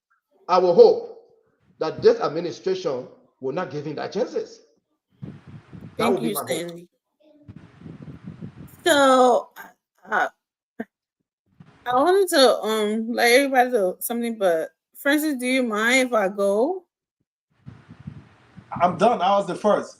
Oh, cool. Marie, I think you it's just just Marie now, then you go. yeah, Marie go last. Marie just coming. So yeah, Sandy, my brother. Yes, I agree with you with the George Weah. In my opinion, I think a lot of people here would say that he's popular with the sedition, not all Liberians. So, a sedition one cannot make Weah president. Let's get that straight. And the reason why Weah keep flip-flopping is people like Stanton Witherspoon and Sandy there. keep making him think that he got something. He's the only Liberian in the country, and that Liberian people ain't got nothing to do but to be between United Party and CDC all their lives, because other parties don't exist in the country. So no more can lie. First, that no more stuffing ballots and everything. I hope you manage it. It's all included. We saw it. I want to be living in La La Land. Suppression and everything. Josh, nobody interrupted you yet. I'm talking. Please keep mute like I did when you were talking. Thank you. So, all the voter suppression that was going on, and buying voter card and stuffing ballots, everything is in that number. So I hope you calculated it. And we have decided, because people that are sent over this one keep saying, "Oh, if Joseph Boakai doesn't run, we are backing this thing." We can be backing it. Who said nobody will not say he can't run, but is he gonna win? No. What is the Liberian? Okay, let's assume, God forbid, knock on wood, right, that Joseph Boakai does not succeed. What are they coming back to, Sandy, when they're choosing we are? Huh? Killing? Bunch of drugs in the country? Stealing? Is that what they're coming back to? Or what? What are building parks? Because that's the only thing I see. Is that what the Liberian people going running after we are for? They want to say, "Oh, let's try someone else. Let's try Arizona Cummings, or let's try somebody else and see what they will do well," but they will want to go back to the same extrajudicial killing and everything. Is that what they're going to be going back to? Oh, come on, man. No, this is not a popularity contest anymore. This is not an 1800. Oh, we are popular. Oh, we are this. No, we are had his chance. If we are so-called love the people. People are protesting. They got killed. Let me tell you, my brother, if you protesting and protest peacefully, no one will kill you. Police make our life, not because they are in uniform. If you burning police station, harming people, destroying people's properties, and trying to harm somebody, and they feel that our life is at risk, they will take yours. There is no place in the world, nowhere in the world, when the protester will be harming somebody, about to kill them, or a police officer, and he's standing there because people they are protesting, they are innocent people. No. They were not innocent. That was a riot that happened. I love my people. But when they're doing something wrong, we need to hold them accountable, because Liberia needs to change. The change that we're looking for is not just coming from in government. It's with us too, as Liberians. It is a collective effort. It's not just with the government. The Liberian mindset has got to change. You want to know what they call peaceful protesting? When Precious Cooper died, her poor innocent mother went across that store and were protesting, not burning anybody's property, not stoning anybody. She got tear gas. She got beaten. That wasn't giving her water. Nobody gave her water. When the three missing boys or something, they went to Simose, across from Simose, they were not throwing no stone. They were not doing anything. They got tear gas. They got beaten. I know that wasn't was Joe Boakai president at that time? No, I don't think so. Okay, so don't come here and you talking about, come here and lie. Everything you're talking, you just look in the mirror and talking to yourself, because that's exactly what you come here and try to do to the Liberian people. So, Sandy, trust me, I understand. We are is popular. And then my other brother said, "Oh, we are used to spend his own money to transport." Let me tell you, Kevin, what's the guy in the Senate? What's his name? Yeah. Boakai had an interview. He said everything that the Liberian people ever believed about we are transporting people with his own money was a lie from the pit of hell. We will always reimburse with every single penny that he will pay. But that part of it never used to make it in the news. Who reimbursing? We is no sin. Answer. Chancellor reimburse you. Chancellor was president when Joey was doing that. Chancellor was president when Joey was doing that. You guys just continue to lie to yourself. When you were president, stop lying, man. When Lusa almost went to the World Cup. They're reimbursing with last time I checked out anytime to speak. Money. Okay? But don't speak on something that you don't know. You don't know what you're speaking on. I'm telling you, you don't know what you're speaking on, Amy. You don't know. You got no idea what you're talking about. You got no idea. You just talk because of the screen. We're crying out loud. She just put your sitting senator. So Africa 96. When the winners for Africa, who was president? When you tear into that Who are lies, then president? they want to come out and want to be Oh, arrogant shit, and want to I be know. insulting. Listen, y'all can be Okay? you don't know. I would love for that Before you go interview for for you and African give it to competition, you. know Were you you on gotta a play team with preliminary rounds. Fasco? Yes. I'm So that you gotta talking. play You are talking. I did not disturb you. Can I talk? Go ahead. Thank you. Thank you. So, Bocha was on the same team where we are. Bocha has so many stories to say. We are not dead. He's still alive. Why did he debunk? Were you on the team with him? I don't think so. So don't come here and tell me, oh, you know what you're talking about. I'm telling you, a first-hand story. That's what I'm telling you. I'm not telling you because I love for somebody. Okay? So don't come here. Let me talk. For you that is hate of somebody, for you that not love for somebody, that is hate for somebody, that what you operating on. We are cheering squad.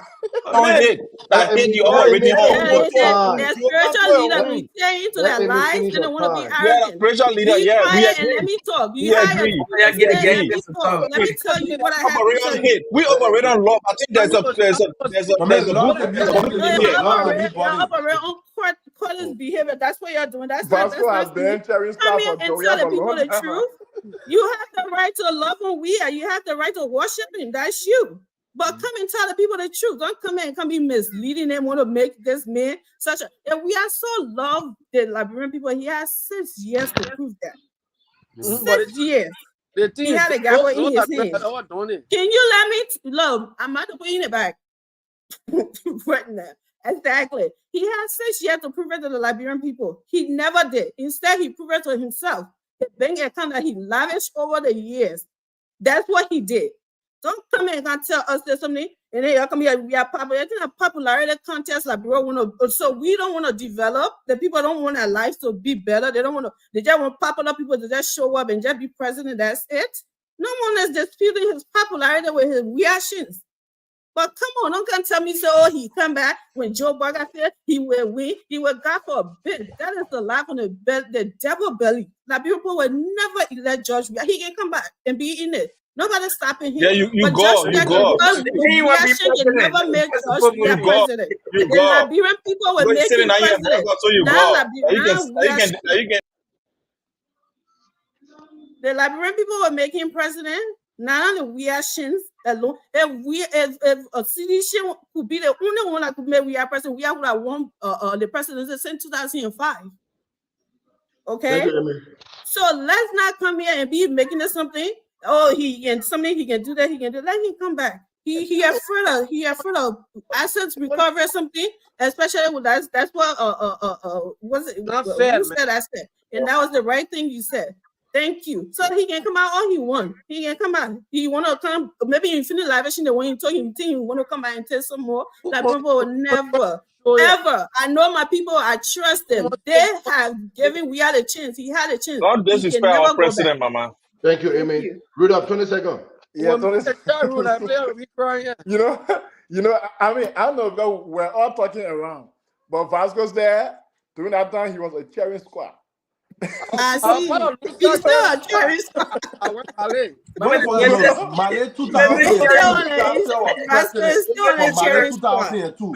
When they went to African Cup, Chancellor supported that team. Look, I followed Chancellor gave them money. The local position. Georgia will cut their money and give them labor. Mama, y'all get a mention. The man who talking.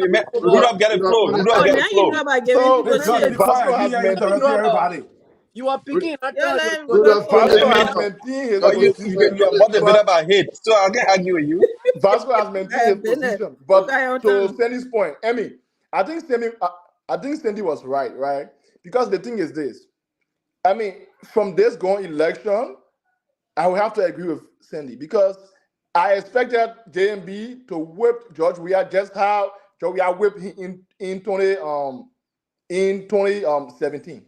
That was what I expected, because there were lots of things going on that I thought the people were not even going to even look at Weah's direction, but they did, and this proved the point in politics that there is no permanent friendship, but there is permanent interest. So these same people today that we see behind JMB, because their interest is Liberia. Right? So if JMB cannot deliver, they will leave him or they will leave the party. because they have a permanent interest and not a permanent friend. Thank you, Yes, Marie. we're not talking Go about ahead. Marie. Rudolph, we're talking about 20 other seconds, people please. being at risk. We're not talking Ma- about we're talking about going back to the same Marie. old thing that made nothing. Go ahead, George. No, that Marita. Marie. Marie, do the people work and forget about the Go team ahead. here? You lucky I wake up. I woke up late. I was sleeping after taking my son out. You lucky I woke up late. But go ahead. It's okay. Marita, look, talk. you know, Jordan got no 20 seconds yet. Nelson didn't give nobody 20 seconds. The first that gave 20 seconds, Jordan interrupted me, or he took it away. So Jordan's not getting 20 seconds as long as I'm on the and you platform. see the funny that coming style here. Marie, go ahead. Oh, good. So look, here's the thing, right? Why are you guys your turn. Go ahead, Marie. on the platform tonight? Okay, guys, okay, go ahead. Go ahead. I think they were 7. You know, Josh, we are. Keep I partially agree with Sandy. There's a possibility of Josh Weah coming back because I think the war flip-flopping, we're basically saying he's inconsistent. And we all know that's what he's been throughout. He's going to come back, but is he going to be given the opportunity to be a president? You know, a lot of people refer to the election and say, because of the amount of vote that Joseph Boakai got, expected him. Rudolph, I disagree with the funding that was put into the election for the CDC. As an incumbent, it played a major factor into the vote that they got. Watch and see Josh Weah come back as a former president. And let me just say, the possibility of Josh Weah coming back is depending on whether his pocket go dry or not, you know, because he's treating Liberia presidency as a paparazzi ground. Thing is a celebrity ground. Or maybe like a football field, you know, when they need somebody to score the last goal, he will always be there. They will go for him as the world best to can't score the goal. That's not how it's going to be. Because even people within Josh Weah proximity right now are gunning for 2029. So is he going to come back? Yes. But is it going to be possible for him to win an election in Liberia right now? It's beyond arguable because Liberian people are not going for popularity anymore. But bringing Josh Weah back is like driving the race car what JMB driving now. You take it, you go backward. You driving beyond what I'm looking. That's how it's gonna be like. He's gonna come. We welcome him to come. We welcome him to come to the presidency. I'm not looking. The 36 demon are in the country. The 36 fire demon. You can talk about that one. Hold the job. Also, you are Marie is protected. Marie is protected. Marie, go ahead. Pastor, we going in the back right now. He interrupting.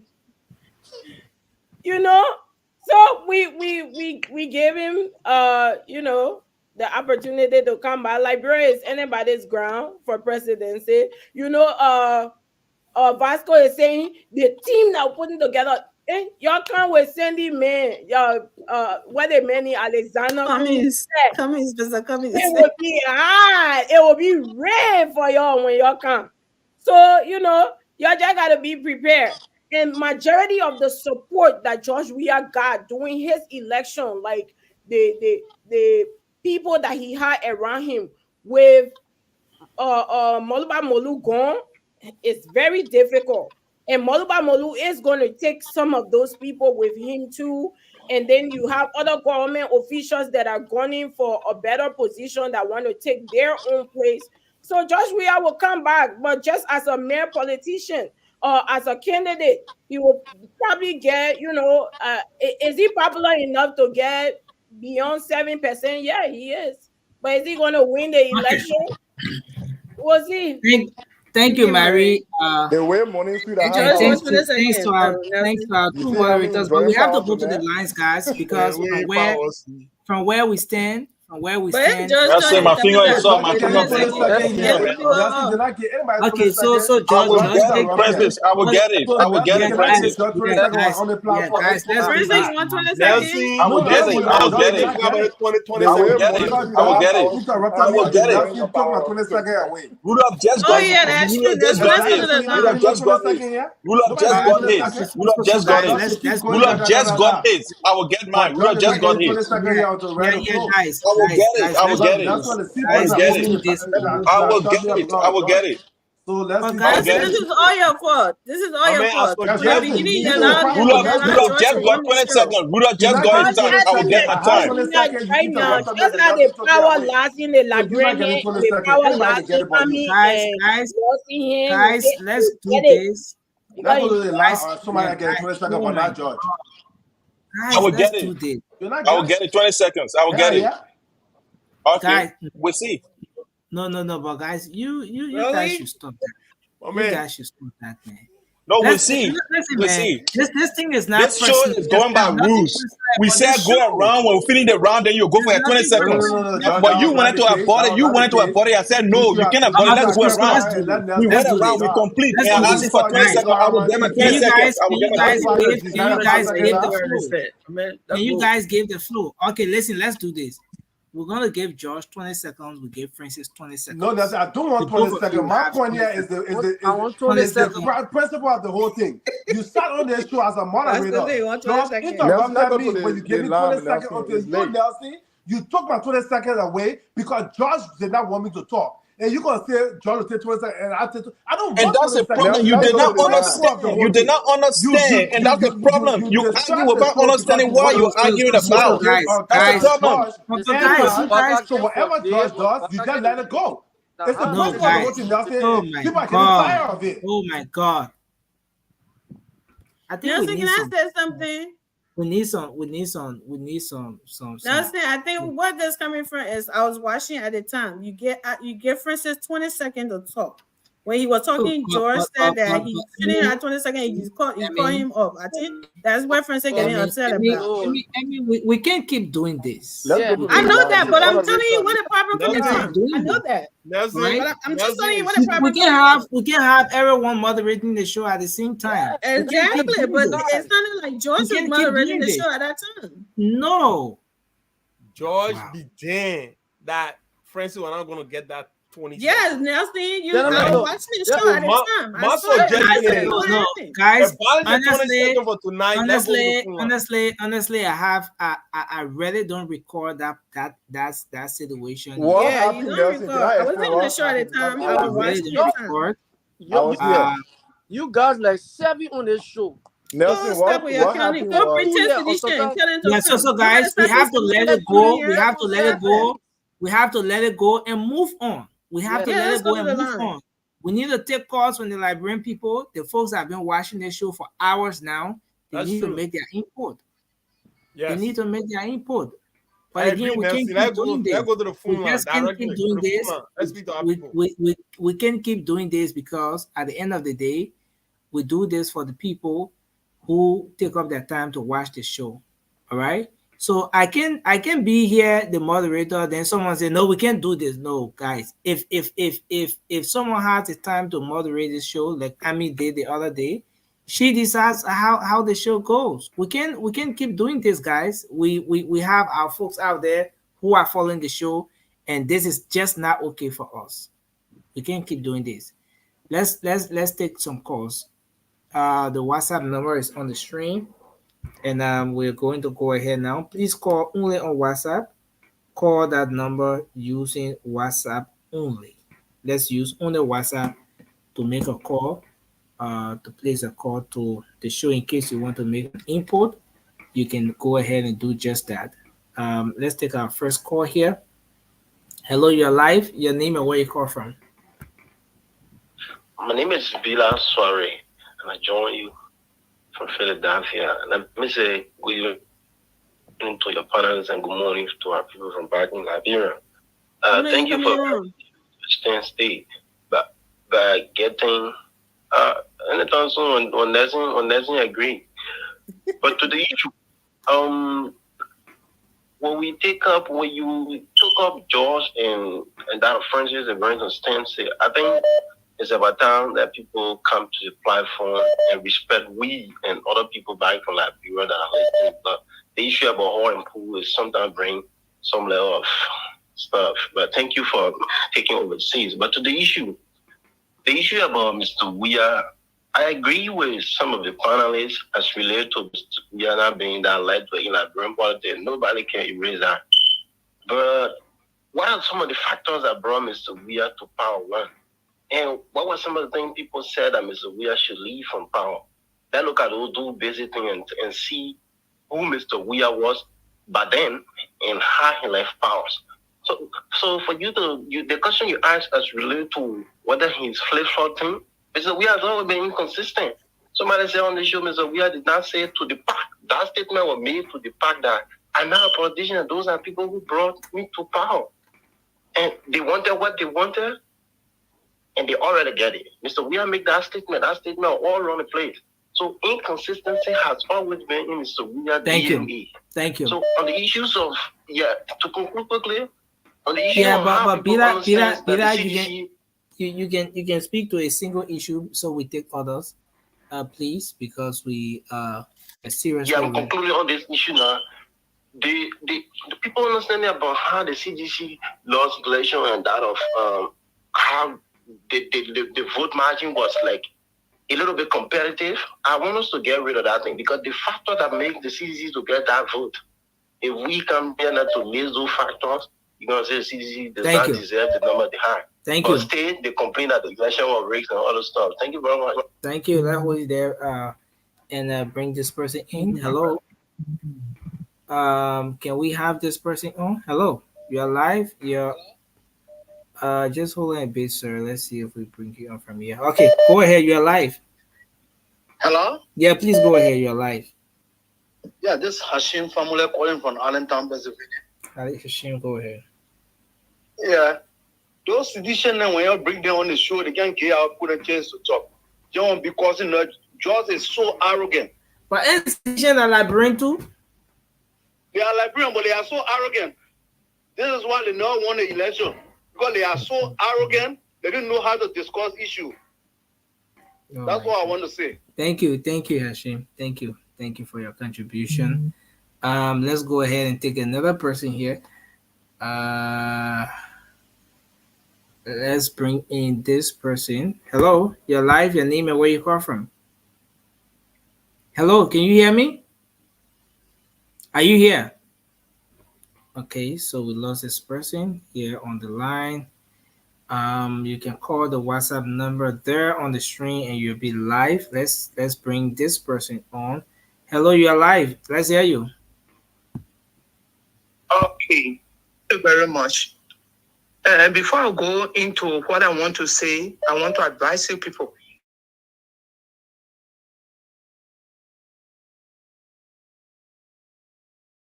I think Nelson went off. Go ahead.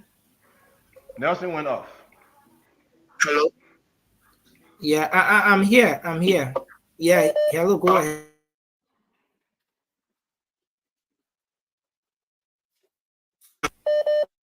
People.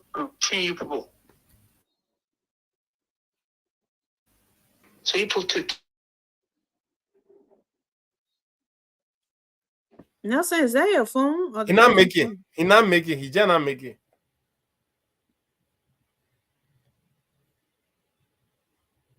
She got love for the show, but she didn't make it. Yeah, guys, I don't know. We when we say WhatsApp, people keep placing direct calls. Please call on the WhatsApp on this number, please. I'm on WhatsApp. You know WhatsApp? No, you are live now, man. Go ahead. Okay, all right. Okay, so my point, I think you could listen to me. You heard me, right? That you should not come on show and then arguing, defending people and talking things that people would not like to listen to. It's not fun. It's not nice. Okay. Thank you, Your Mama. topic should be straight. Your topic should be direct. Then people will create interest. Like today, we lost one of our Liberian sisters here. We're all in a meeting when Apple you put on. some of them don't even want to listen to you. They say you people can't talk true, you people can argue, so they don't want. So I beg them, few of them and myself here listening to you people. Okay, thank you, ma'am. Thank you, man. Thank you very much. Is it they let the CDC man be in or the Unity Party man? Which one? Anyway, let's take another call here. You just talk about CDC being Liberian and you asking which one they let, right? Good morning. Let's hear you. Yeah, go ahead. Yeah, my name is Chokon Kia, and I call from my resident in Panasio. Go ahead, Kia. Let me say good morning to the panelists, and let me say good morning to Vasco Smoke. But I just have a short comment to make regarding the conversation tonight. Please go ahead. The CDC did not lose power because she now obtained the necessary vote to re-elect her. The CDC lose power because the former president decided to prioritize the survival of the Liberian people, prioritize the development and effort he made in putting Liberia back on a path for international recognition over those who play evil against our people. That even the current president threatened to destabilize the Republic of Liberia if the election would have been taken by President Weah. That's an open reality. The senator of Mosul-Alakane, Darrell DeLong, you listen to an open threat, but naked. You listen to Senator Prince. What happens in Nimakati regarding the issue about the voting, where those who voted in that election was more than the registered voter. Okay. More than those that registered in that. So these are factors that led to President. We are giving the election to current President Bwaka. Thank you. So that Liberia can survive. So thank you, sir. President, we are Amen. Okay, thank you. We take the final call and then Thank you, my brother. we take the reaction, final don't you? and I mean you guys are interrupting. Please, let's not do this. We take the final call from here. Hello, are you there? Okay, we lost this person, so let's squeeze in this one. Hello. I will just tell you what people say, so you people should be careful when you come. But I'm not talking you, and turn me off. Oh, I thought you concluded. No, I didn't conclude. I was just what people say about your show. Oh. So I was telling you that when you people come on, you people take time how you talk. Okay, yeah. Okay, then just conclude. Okay. Yeah, because we are out of time. Okay, so what I want to say is, men who talk about President, we are saying he didn't want to come. People brought him. No, I'm just 1 year old in America. 1 year old. I was in Liberia. Everything that took place. I'm just 1 year old here. 1 year old. What you said on that fee, on the fee, had a crackdown fee. It said somebody asked the journalist asking. He said, "Why you pay this fee here?" He said, "It's because these people voted for me. They brought me on board. They see development in me." So he not say he not politician, right? He said what he said. He said, "I'm not a politician. I'm an administrator." So they see the development in me, the way they brought me on board to do things for them.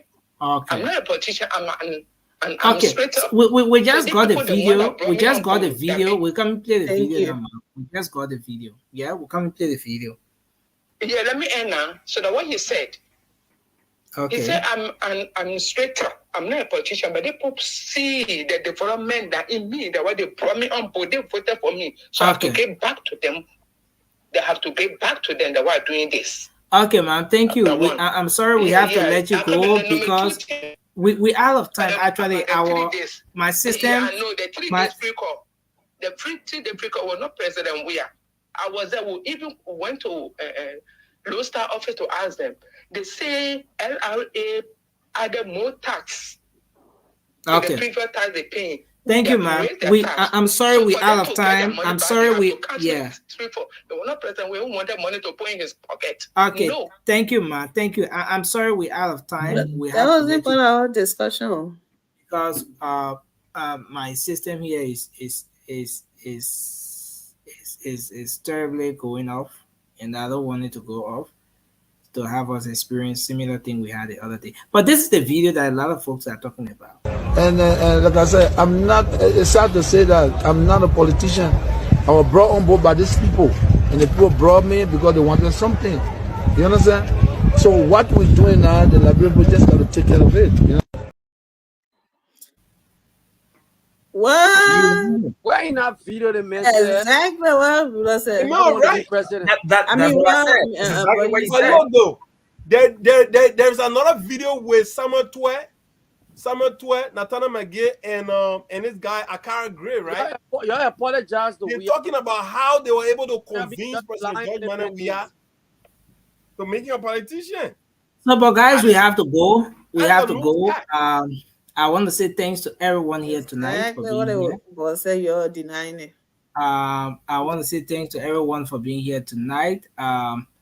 Sad thing is that due to the prevailing situation at my end, we can't do our closing. We can't do closing now because if we try to do so, we might have a repeat of the situation that got Ami, Toure, and who's the other person? Cindy. Everyone sitting here.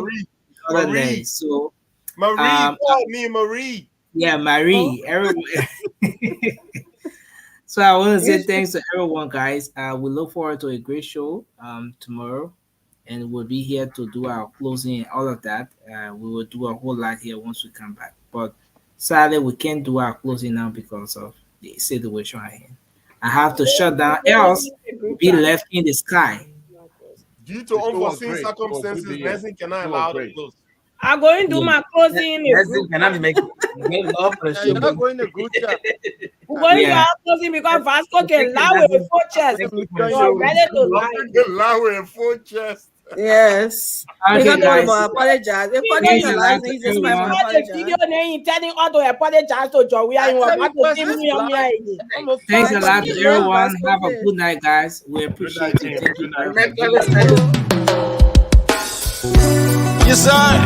A special one from the CEO, Stan.